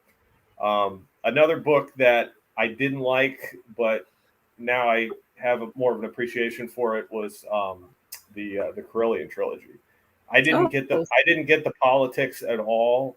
I didn't get how they created this weird Han Solo relative, because I read it when I was really young initially, and all the politics stuff just blew over my head. But when I read it a couple years ago, I really developed an appreciation for it, and I understood what was going on a lot better. So I like that. Oh, all right. Okay. That's not what I wanted to hear about when you change your mind on. But okay. Oh, what do you want to hear? Anyone else? No. Jedi? Yes. No, I'm kidding. Anyone? That's good. Anyone else? Yeah, I have a few. Go ahead. The Jedi Academy trilogy kind of grew on me the second time I read it. I like this comment. Continue. Wedge shagging a chicken aside. She's humanoid, and I have to keep on telling you that she's humanoid. I know, that's why I keep mentioning it. But you got to admit, well, she just had to put her beak into it. Yeah. Oh my god. She didn't have a beak either. Yeah, he sent a bill later. But maybe his beak, but never mind. We won't go there. A truce at she was in the pecking order, that's for sure. Go ahead, yeah, he's unfeathered by it. But a truce at Bakura. That one, when I read it the second time, was not as good as I remembered. Really? Yeah, I hated that guy who was basically having Stockholm syndrome. Sibwara?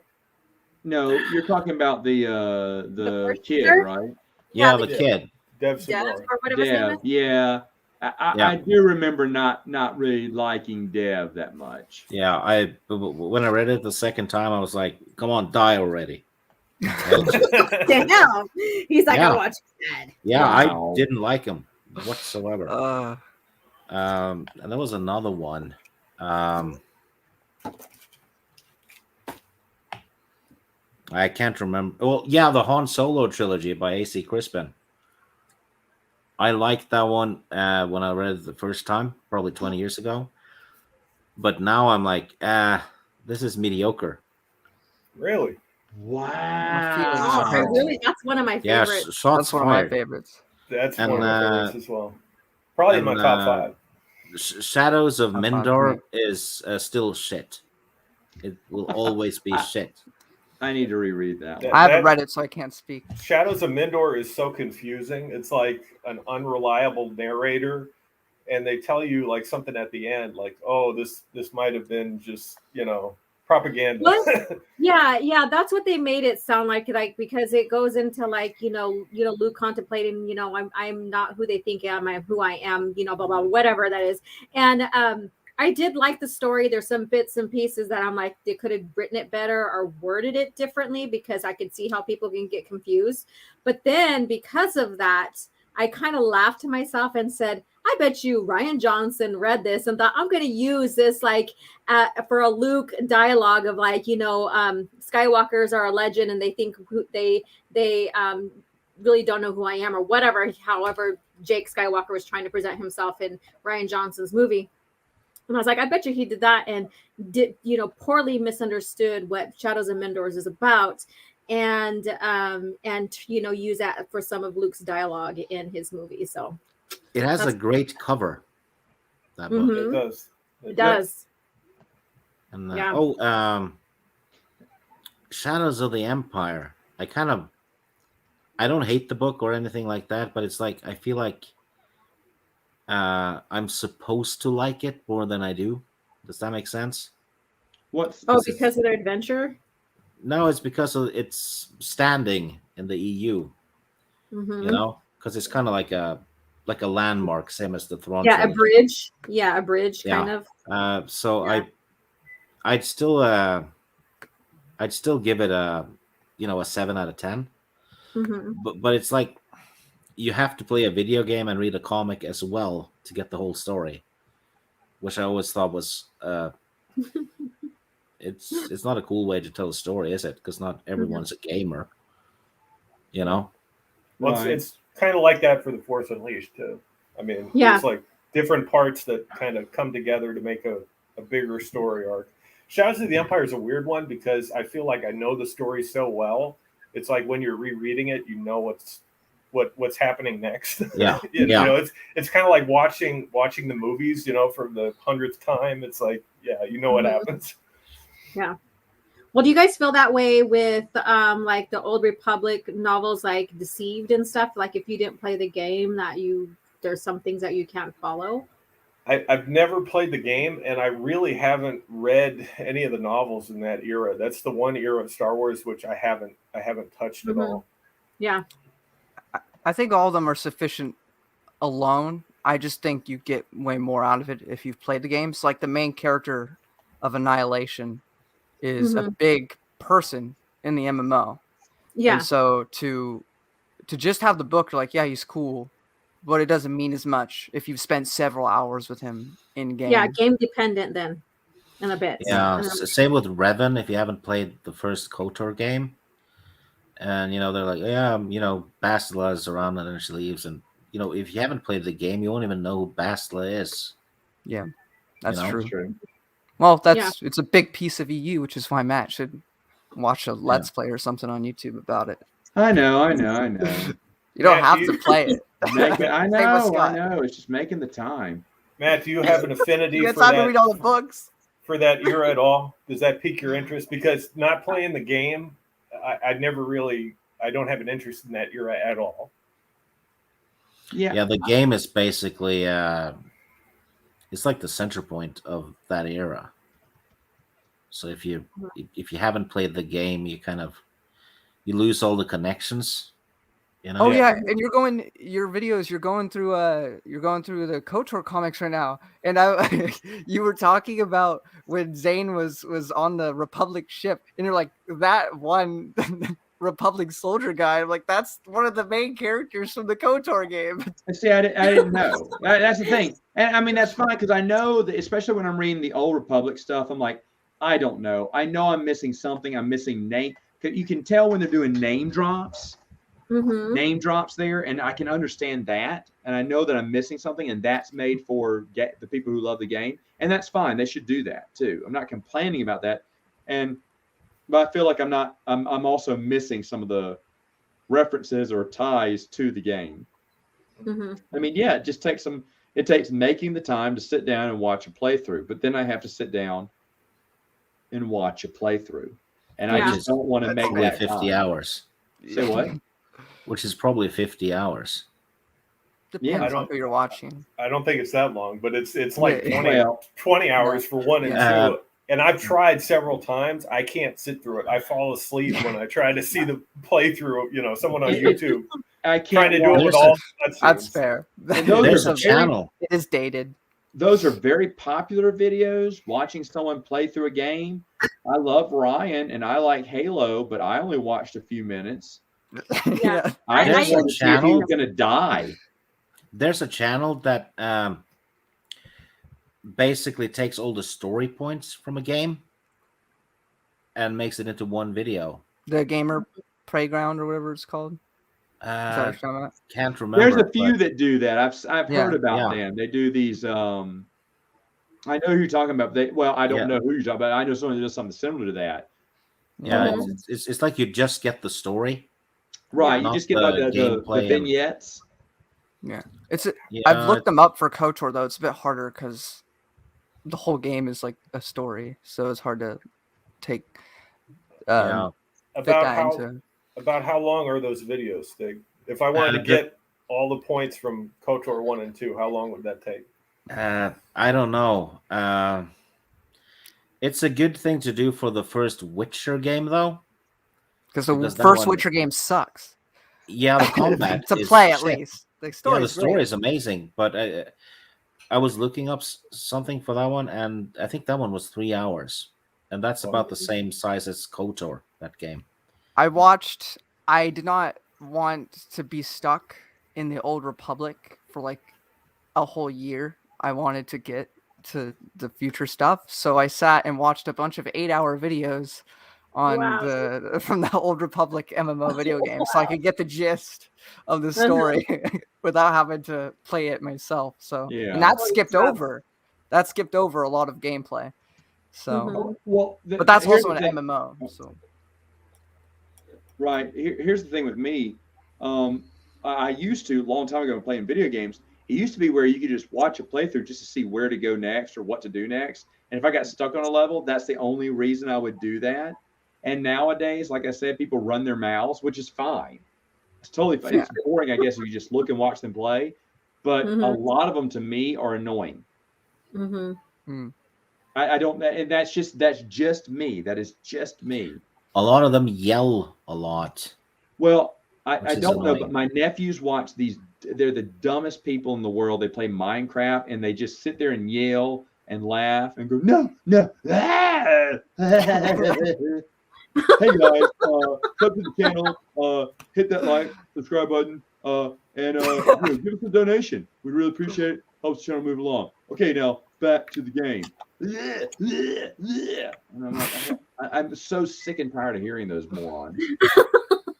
Well, all they do. That's all they do. There's also those who are more chill about it. Like they're just. It's like you're hanging out with somebody, you're sitting next to them playing a game. Some of them give off those vibes. Other ones are annoying, like Markiplier or PewDiePie. Those are the big names. But I've been watching a guy from England. He plays old RPGs mostly, and he does the voices for all the characters he's created. That's cool. Back in those days, you had to create a whole party, right? Like Final Fantasy. No, more like no old D&D stuff from the okay. early 90s, and he does the voice for each of them, and he has them have conversations between them and stuff. That's actually really good. Yeah, I used to watch the Twin Suns Foundation people. Like they used to do Sunday streams for the Old Republic, and I tried following what they were doing, like what the story is, but it's a bunch of guys with lightsabers, hacking at people. I'm like, I can't follow this. I can't get into it. I don't know what's going on. Yeah. Yeah, I know. I did watch theirs though. That's because I knew them. I watched a lot more of them just because I loved hearing them talk and laugh. Mm-hmm. To me, it was funny. To your original question, I haven't gotten to all the stuff that I've already read, so I can't say if my opinion will change on anything. I will say though, with what Stig said with Shadows of the Empire, being like he feels like he's supposed to love it, but he doesn't. That's how I felt. Now, I don't have as strong an opinion as Matt does on this book, but I did not like it. I thought it was and that was Shatterpoint. I did not like a lot of it dragged for me. There were parts of it that I really enjoyed, but a lot of it I was like, it's still going. Like I kept checking the time. It felt like a job, and I just that was nothing wrong with that. I felt the same way. See, it's not as iconic for you, Alex, because way back in the day there was this console called the Nintendo 64, and one of the first games out for it was Shadows of the Empire, and everybody and their brother played it. That was we saw it Shatterpoint, right? You said Shatterpoint. Yeah, Shatterpoint. Yeah, Shadows of the Empire. I thought you said Shadows of the Empire. No, I was saying like. No, he's saying Shatterpoint. He's like, let me correct you between the ages here. Wow. You did some ageism on him. No. Shatterpoint actually ties into the movies a little bit, because the reason why Kenobi is on the council in the chair he's sitting in is because Boba is gone. Due to the events in Shatterpoint, which George helped write, I believe. No, he wrote the prologue. Yeah. Right. Yeah. Which was kind of generic. It wasn't anything really to the actual story that was being told. It was more of just like a, hey, this is the world that we're in. Yeah, but you just gave the Clone Wars description of the time frame that they're having Shatterpoint in, and that's it. That's what it felt like. Yeah, it didn't feel like it was really a contribution. Pretty sure he knew the story of it, though. No, I'm sure he did. Oh, I'm sure, yeah. Yeah, but he seemed to have taken it into account with Revenge of the Sith, because Boba is not there. Yeah, no, for sure. And that was one of the parts I enjoyed. It's just I feel like it drags on longer, and also it's probably on purpose that Mace Windu is supposed to be a hypocrite. But it gets really annoying near the end, where he like slaughters like 100 people because he like blows up like 3 ships near the end of the book, and then Boba like kills a couple guys to get like this ship up and running, and he chastises her for it. I'm like, bro, you just blew up like 100 people. Who are you to yell at her for killing a couple people? But it's because you're Mace Windu, I guess. Yeah. Hey there, Timon. Hello. Hey. Hello, Timon. Hey. For me, I let me see here. What's it called? Survivor's Quest. I liked it when I first read it, and that's like the standalone Luke and Mara, and it ties into Outbound. I'm reading through it again, and I'm finding it's like some parts that are like I'm like not interested anymore. So that was my feeling the first time through. Hold on, Scott. That night we filmed More Civilized Age. Did I not say that? Yeah. About Survivor's Quest. Yeah. Now, OG, have you read Outbound Flight yet? Yes. Okay. Yes. So I'm aware of that whole arc that Timothy Zahn made, and how he ties it. Like all his books are tied in like somehow, some way, shape, or form, or whatever. So when I first read, Survivor's Quest, I enjoyed it. I'm like, okay, this is pretty cool. This kind of, you could see what's going on here, and stuff like that. And so I'm like, I'm gonna pick it up again and just read it. I did enjoy it the first time, and now I'm like having a difficult time getting through it. So. That's how I feel about every Zahn book, except for Outbound Flight. Every Zahn book. Except for Outbound Flight and the original Thrawn trilogy. So let me Oh, finish my really? sentence. Yeah, I like the every hand single of other one. Thrawn. I The like hand of it. Thrawn It felt too duology long. I was felt good, like it but didn't need to be a duology. I just Outbound feel Flight, I hated. I hated You that hate book. it? Oh, I loved Really? Outbound Flight. See, I felt the whole premise of Survivor's Quest is ruined if you read Outbound Flight. Now, I read Survivor's Quest because chronologically it came out before Outbound Yeah, Flight. I read it before Outbound too. Yeah. Right, but like someone reading it now in their chronological order would read Outbound Flight first, they'd be totally spoiled on Survivor's Quest. There'd be like no point in that story because it ruins the mystery. That's the whole real big plot point of it. So Yeah. That's a great point, actually, because That is I a read good point. Outbound Flight first, and then Survivor's Quest. Yeah. Wow. And I I didn't like think about Survivor's that Quest because more, though. yeah. I didn't think about that when they were discussing him reading Outbound and then Survivors. Because I read Survivors first, and then when Outbound came out, then I read it. So I read it just when they came out, that kind of deal. And so it was intriguing. Now reading through it again, I can see that the mystery, everything about that it's like meaningless now. Yeah. It feels like it's meaningless, so yeah. right. I 'cause just wanted Outbound Flight to keep going away that way. Just leave. Oh my God. And I was 5 when Outbound Flight came out, so I had no opinion back then. I just love in Outbound Flight how they have Jorah Sabal, and it turns out like he's kind of like the evil clone Jorah Sabal, kind of, because he kind of like takes over the ship. There's almost like a mutiny going on. He's like, I'm in control now. I'm gonna like manipulate everybody aboard this ship. I'm gonna manipulate Thrawn, or at least try to. I just thought I got a kick out of that because wow. He kind of reminded me of Captain Bligh from on the Mutiny on the Bounty. Yeah. Yeah. Wow. Yeah, that's interesting though. Interesting choices. It's funny because, like I said, I can't wait. One of the things I can't wait to read through all the Bantam novels again. I grew up on those. Sure, they are going to be dated because it was a new era. They were figuring things out. It's kind of like when you look at Splinter in the Mind's Eye and think, some good, some a little cheesy. You go to L. Neil Smith's novels, which I love, but I mean, he has that Trix Rabbit reference, which I love. I think it's great. But you do that in Bantam. If you do that in Bantam or Del Rey's era, I roll my eyes and think it's stupid. So, in Marvel comic books are charming at times because space pirates look like squashbuckling 16th century with a laser sword. So there are certain things I can forgive in that error. And plus Bantam, even though I do think Bantam had a lot of good books there, and that's what I grew up on, I think I will enjoy them, but I will be fair on them all. I've already talked about one already that I didn't like was Dawn of the Jedi comic book. I liked it the first time, but that's just because I knew John Ostrander. I'd come off Legacy. I'd loved Legacy, and I was with, even though you was high off a Legacy. No joking. Say what? I said you were high off a Legacy when you. I was. I was like, you know what? I don't like that he's doing Dawn of the Jedi, but it's John Ostrander. I'll give it a shot. And I just said, okay, well, I kept making excuses like it would have been great if he hadn't been canceled unceremoniously. Rereading it again, no, absolutely, it really was a bad comic book. I was trying to uphold it and remembering all the fond things about it, and it was shit. Really, it's garbage. And I love John Ostrander.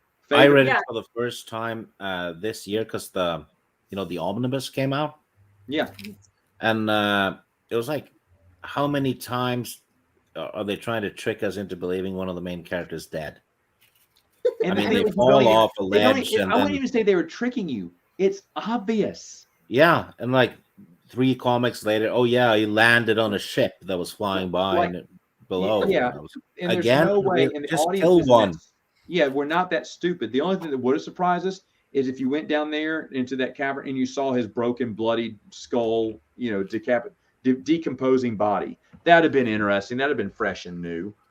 Yeah, I was just sitting here reading and going, just for God's sake, kill one of them. Yeah, it was I just want pick one of one. them dead. and right after reading it, you literally can't remember. I couldn't remember a single Jedi's name. No, me neither. The artwork though was great. I'll give Well, them yeah, that. that's Jan Drisma, right? Yeah. Yeah, she teamed back up with John, and she does great. But I'll also say this: that era, Dawn of the Jedi, did not have a unique look.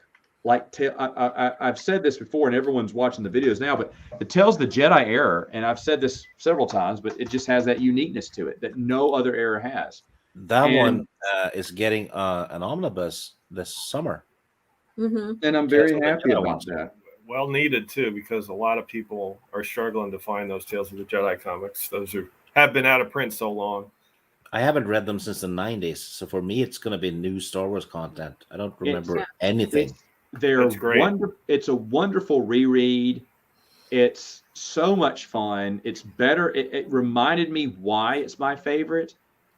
However, I'm dead serious. Knights of the Old Republic just blew me away, and I was thinking, ooh, if like again, if someone said it was their favorite comic book, I could not argue.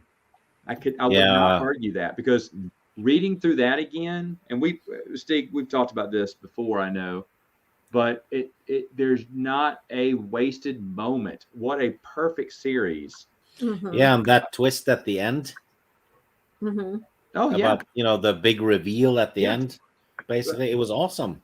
I think I was on Noah's channel, or he was on my channel, and we talked about big twist in Star Wars. And I said that'd be something. I don't even know if I have. I can't remember if I wrote all those down. I thought I wrote them down, but I can't find my piece of paper, so I have to sit with them again. But there's so many good. Hey, small time.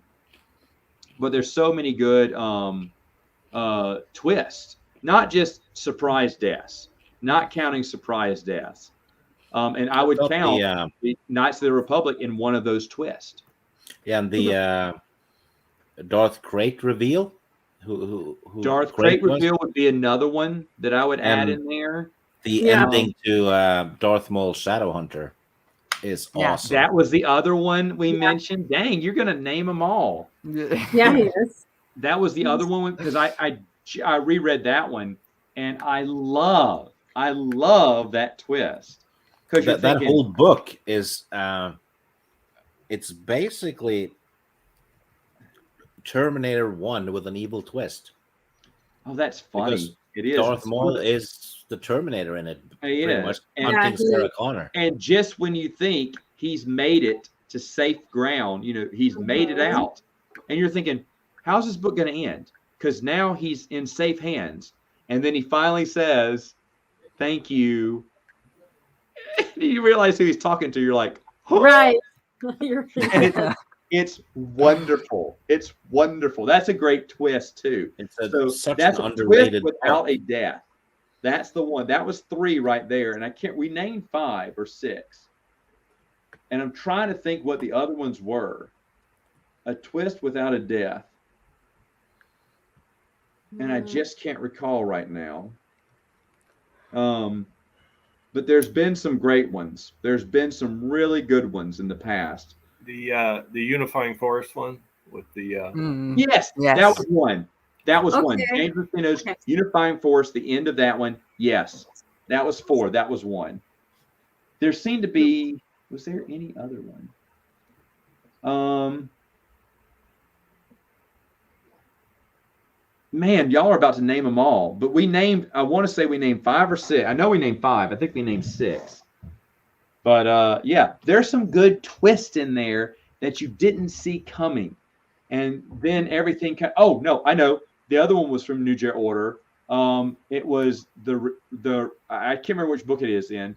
The revelation of who the Dark Jedi is on Coruscant. Oh, yeah. Right. Rebel Stan.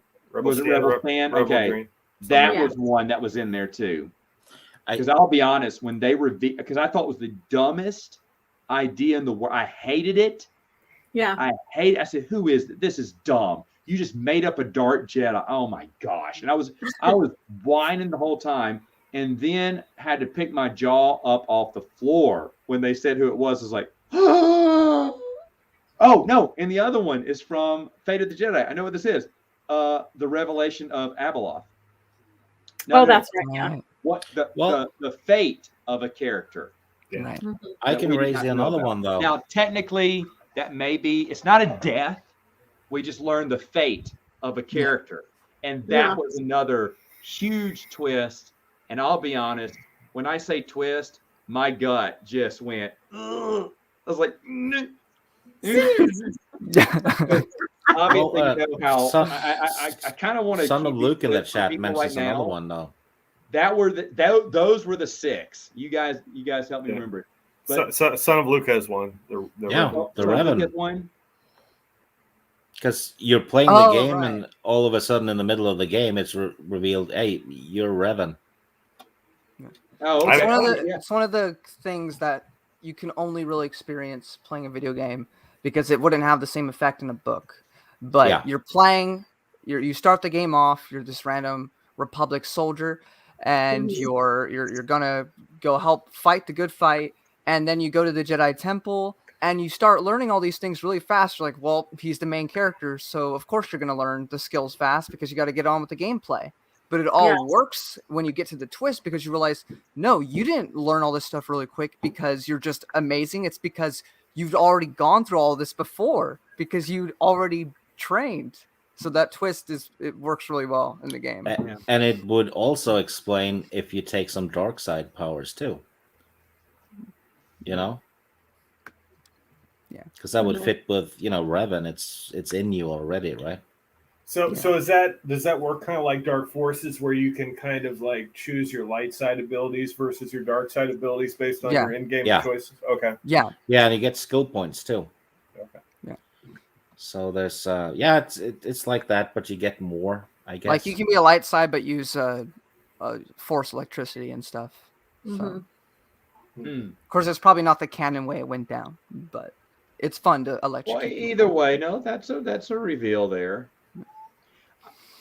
But we either way though, we started talking about that. Another good reveal, the thought bomb at Rusan, how it ties into the Kal Katarn story. Oh yeah, that's right. That's a cool little twist. Mm-hmm. Yeah, no, definitely. How there's so many neat little connections to the EU, and that's what, if you can make those neat connections and make it seem seamless, it can really pay off for the reader, especially the dedicated reader who gets the reference. Like I said this about surprise cameos. I did one. There's some surprise cameos that you didn't see, you only saw once. Ahmed, Sindel Tatwani, people like that who, they're never going to get mentioned anywhere else, but they got that one mention there, and you're like so happy to hear. Farlander, who Kean Farlander is an admiral during New Jedi Order, and he's just mentioned. Right. I even missed that reference because I didn't know who Farlander was. Son of Luke in the chat find that out on the forums. Is saying the Demigol reveal in the KOTOR comics. Right. Yeah. Also a very good one. That may be the best one, because when rereading it, I saw the hints that John Jackson Miller was planting the entire time. And so when they do flashbacks, they're taking those panels from previous. I wish they would have said issue 27, issue 36, issue 44, just to tell you where they were pulling those flashbacks from, because those were all panels from previous comic books. But they were showing you this was the plan all along, and you missed it. And the second time. Another cool thing they did in those comics was you got the galactic news articles at the back, which would set up future stories, because you had that, the serial killer that had been killing people around the galaxy. You saw some news articles about that at the back of the comics. Yeah, and it turned out it was that little furry thing. Oh, right. I didn't think about that. That one-off issue. Yeah. Wow. It's actually it's built up in the news articles that you see at the back of the comics. Oh, so okay. And see, even that one shot adventure, I loved. It's really good. Because it didn't feel, even though it's a filler episode, it didn't feel like one. It just felt like a really good story that John Jackson Miller thought of. Says, I want to tell this, but I don't want to make it a big part of the art. Let's do it this way. Also, the what's it called? The Vector, which started there, the Vector story arc makes sense. Flows well. That flows well. And if I remember right, it's a little forced in Rebellion and Dark Ages. It's just kind of there, and then they let go of it. Like they didn't want to do it. Like the comic books didn't want to do it, but they did it anyway.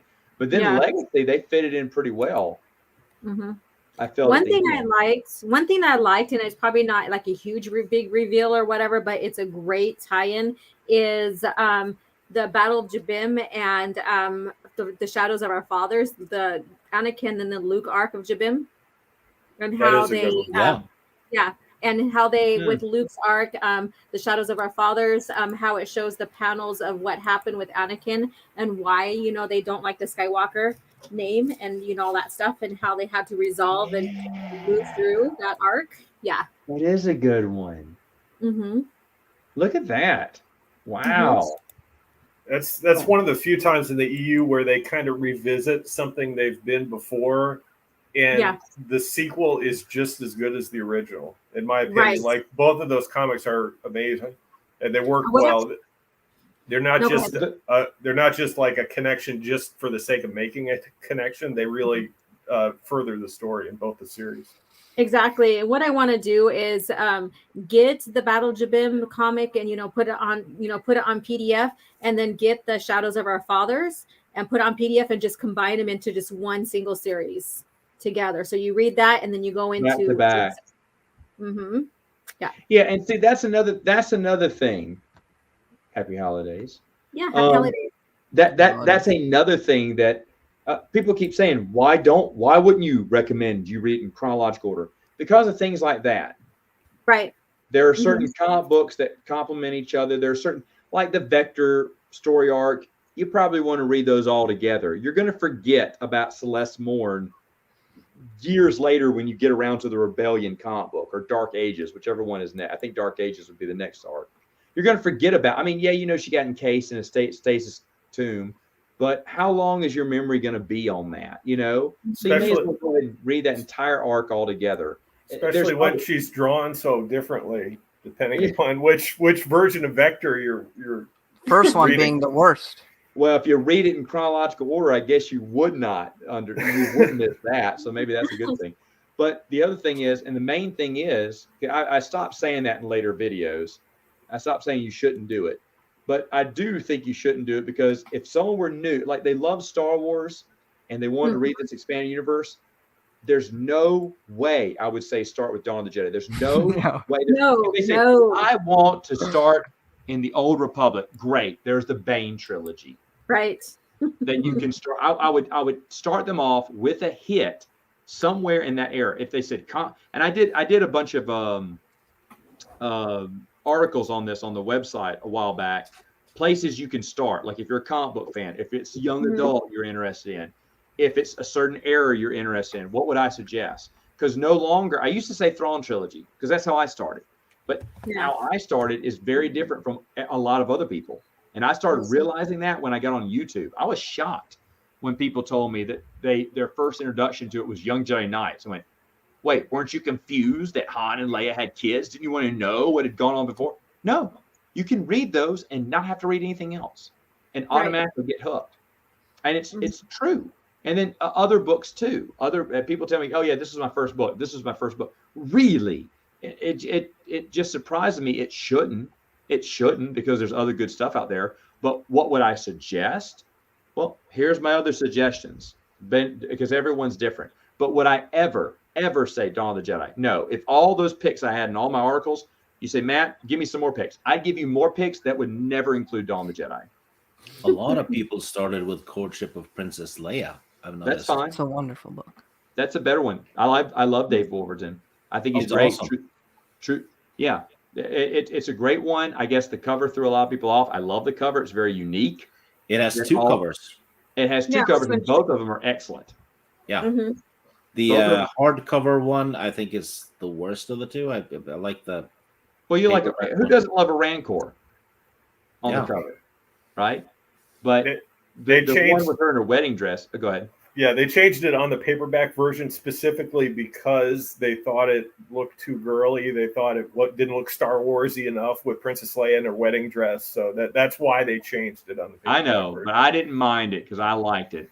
I like the paperback version too. I thought it was awesome when I thought it was a new book. I was like, whoa! And I was like, wait, that's of course your Princess Leia. Ooh, I love that cover too. The Choices of One has different covers as well for hardcover. One of them is awful. One of them is okay. Yeah, the one on the hardcover looks early 3D graphics. Her head isn't connected to the rest of her body. Yeah.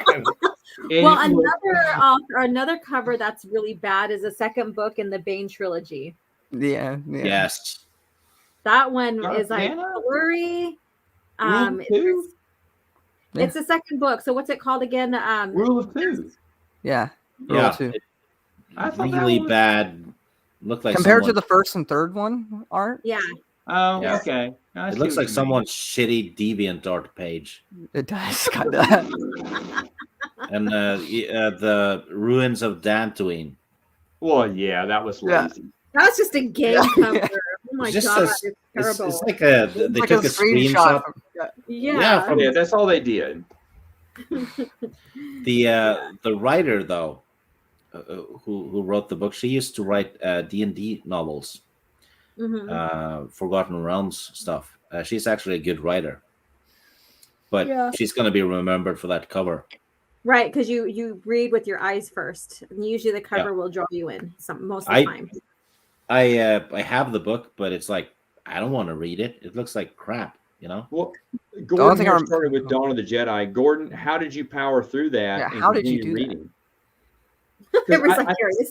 Tell us What now. I feel, I don't like Tim Lebbin's writing style. I know this because I have another Tim Lebbin book. He wrote a Firefly book that is awful, and he has the same writing style, and it's just garbage. And if someone read that, I feel like they would go, "Oh, that's the expanding universe. That's not good," and then they stop reading altogether. You could read it later on if you're really that interested. Try it, try everything, but. It's kind of funny. Like, what books wouldn't I suggest someone start on? Siege and Gambit. Oh gosh. Dawn of the Jedi, Fatal Alliance. Fatal Alliance is so boring. It's Ruins so, of Dantooine. Don't spoil Ruins of that one. Dantooine. It's been a while. I don't know, Crystal Star. But there's a few that I would just say avoid at all costs. I would not read these. The thing is, if you do start out with Dawn of the Jedi and you power through it, it only goes up from there. That's true. That's true. You get one of the worst, right? So your expectations are super low, and you get the Tales of the Jedi, and like everything's gonna be great. Okay, so Gordon, here's what you're looking forward to. If this is your first time in the EU, reading Dawn of the Jedi, just know this: 98% is better. And you're starting off on the low seed here. And if you thought that was interesting, you said, that wasn't so bad. Oh, good. You're going to be blown away by what happens afterwards. It's just so bad. Me too, Marcus. That's what I want to see. Oh, yeah. Yeah, but I know a lot of people who started out with some weird stuff. Like, I know someone who started out, her first book was the Brian Wood series, and she loved it. She loved it. Wow. That got her into the expanded universe. She read the Thrawn trilogy from that, and apparently, that catches some crazy people, even though I don't think it's canon. But the weirdest, what's not. Dark Horse even said later on it's a reimagining of the tales. Anyway, what was the weirdest?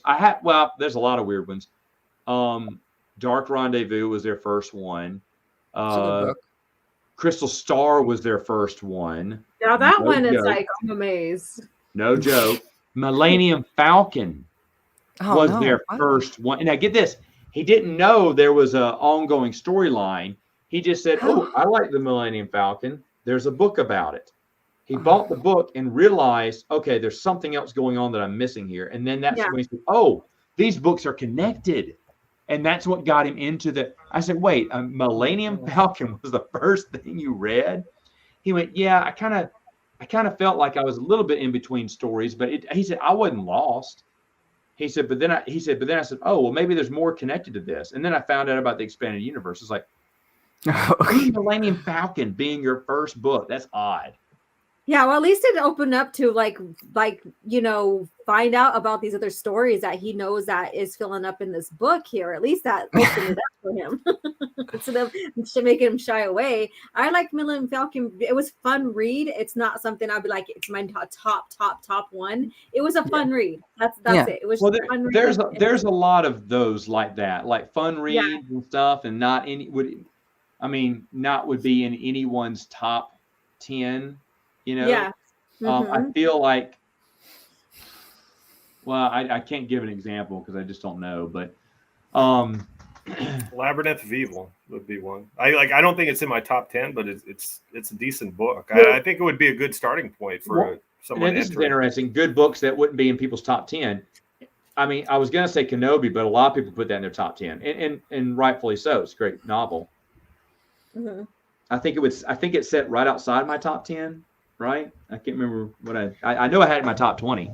Yeah. But Kenobi, I wouldn't say it'd be like your first book to read, an introduction, but I would say it has to be a must read after you get started, depending on where you're starting at and if you want to hop around or whatever, because it's such a great book about like Charles off of Revenge of the Sith. And then what I recommend accompany that is Dark Lord, Rise of Darth Vader, just to, get both of their stories and what happened after the events. Another one I would say never start with, Knight Errant. Oh yeah. Don't do it unless you're like, you know what? I hate myself. or here's the biggest mistake. You read Knights of the Old Republic comic book, then you read Kenobi, and you start thinking, who is John Jackson Miller? And is he single? And then you go, what else has this guy written? Knight Errant, yes, please. And then you'll sit there and go, who really wrote this book? Who's the ghostwriter? Did his 12-year-old son get on there and start pounding on the keys?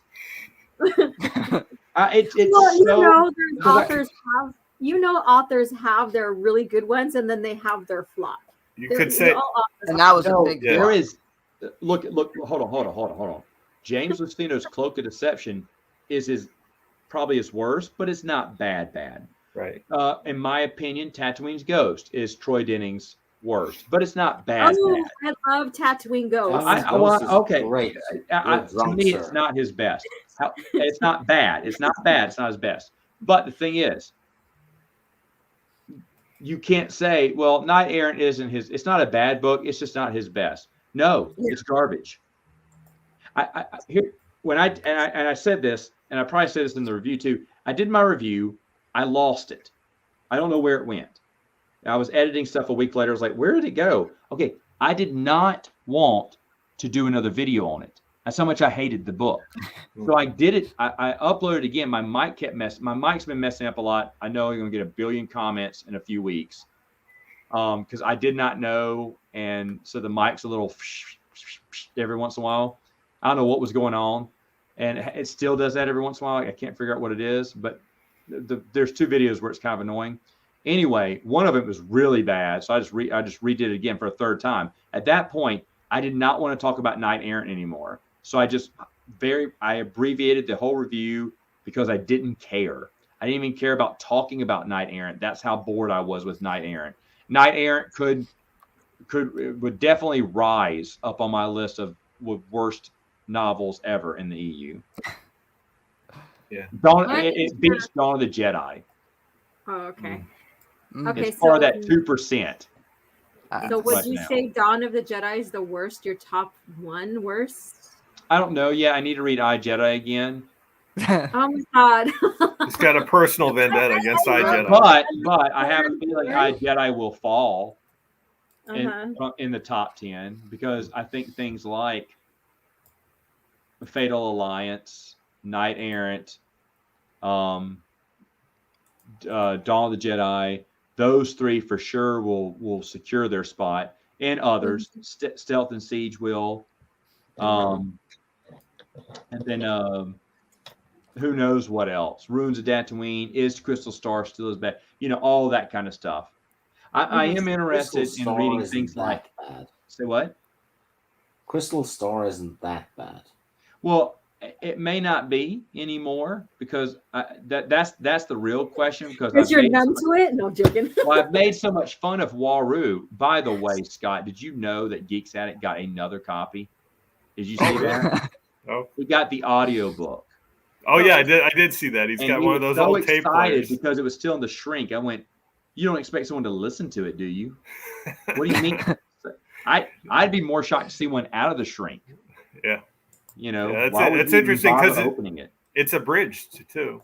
So Well, they were all abridged. I don't think that's ever gotten an unabridged version. not outside of Next the Essential Legends library one. one. Not until the Essential Legends collection reprints it. Then they're hurting for stories. Yeah.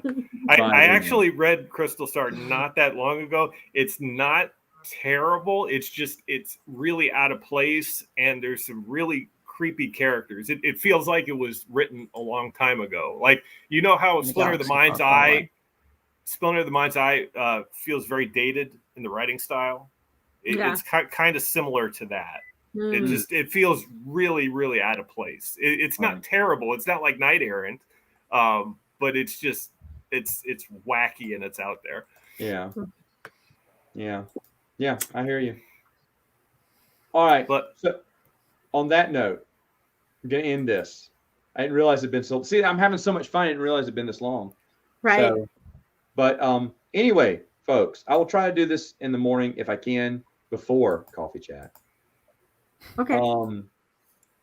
And actually, I want you to know, Dan, that I am going to be on the next stream with Matt on open airlock policy. So you're going to see that title match, and you're going to see the mat just break down, the other one break down. So I'm tag teaming with my buddy Wes. We're going to be on it. We're scheduling a date right now with Tim. So that's going to be fun. And I mean, we're still doing 12 Days of Christmas, still doing the podcast. Thinking about what else. Oh, Scott is on the next More Civilized Age. Cool. We also have Kyle Rawlings and Chris Nelson, who actually makes a rare appearance. So you can catch him or Haley's Comet next time he comes up. Anyway, talk about the spiritual successor to this book. Aww. Which it is. It's the spiritual successor to the illustrated Star Wars universe. That is hilarious. Yes, we talk about that. We talk a little Wikipedia stuff, and we have a lot of fun. Mm-hmm. But anyway, so you definitely want to check out that. We'll do a live stream, I guess, again, my regular monthly one sometime in January. I have no earthly idea when. But anyway, guys, have a Merry Christmas, Happy New Year, wonderful rest of your day. Stay safe for New Year's Eve. Thank you to all the wonderful guests who are here today. It's always good. This is why I do it, because I got good friends like this, good friends in the chat there that love talking about the same things I do and bring different aspects and perspectives to it. And that's what I love about the expanded universe. All right, folks, have a good night.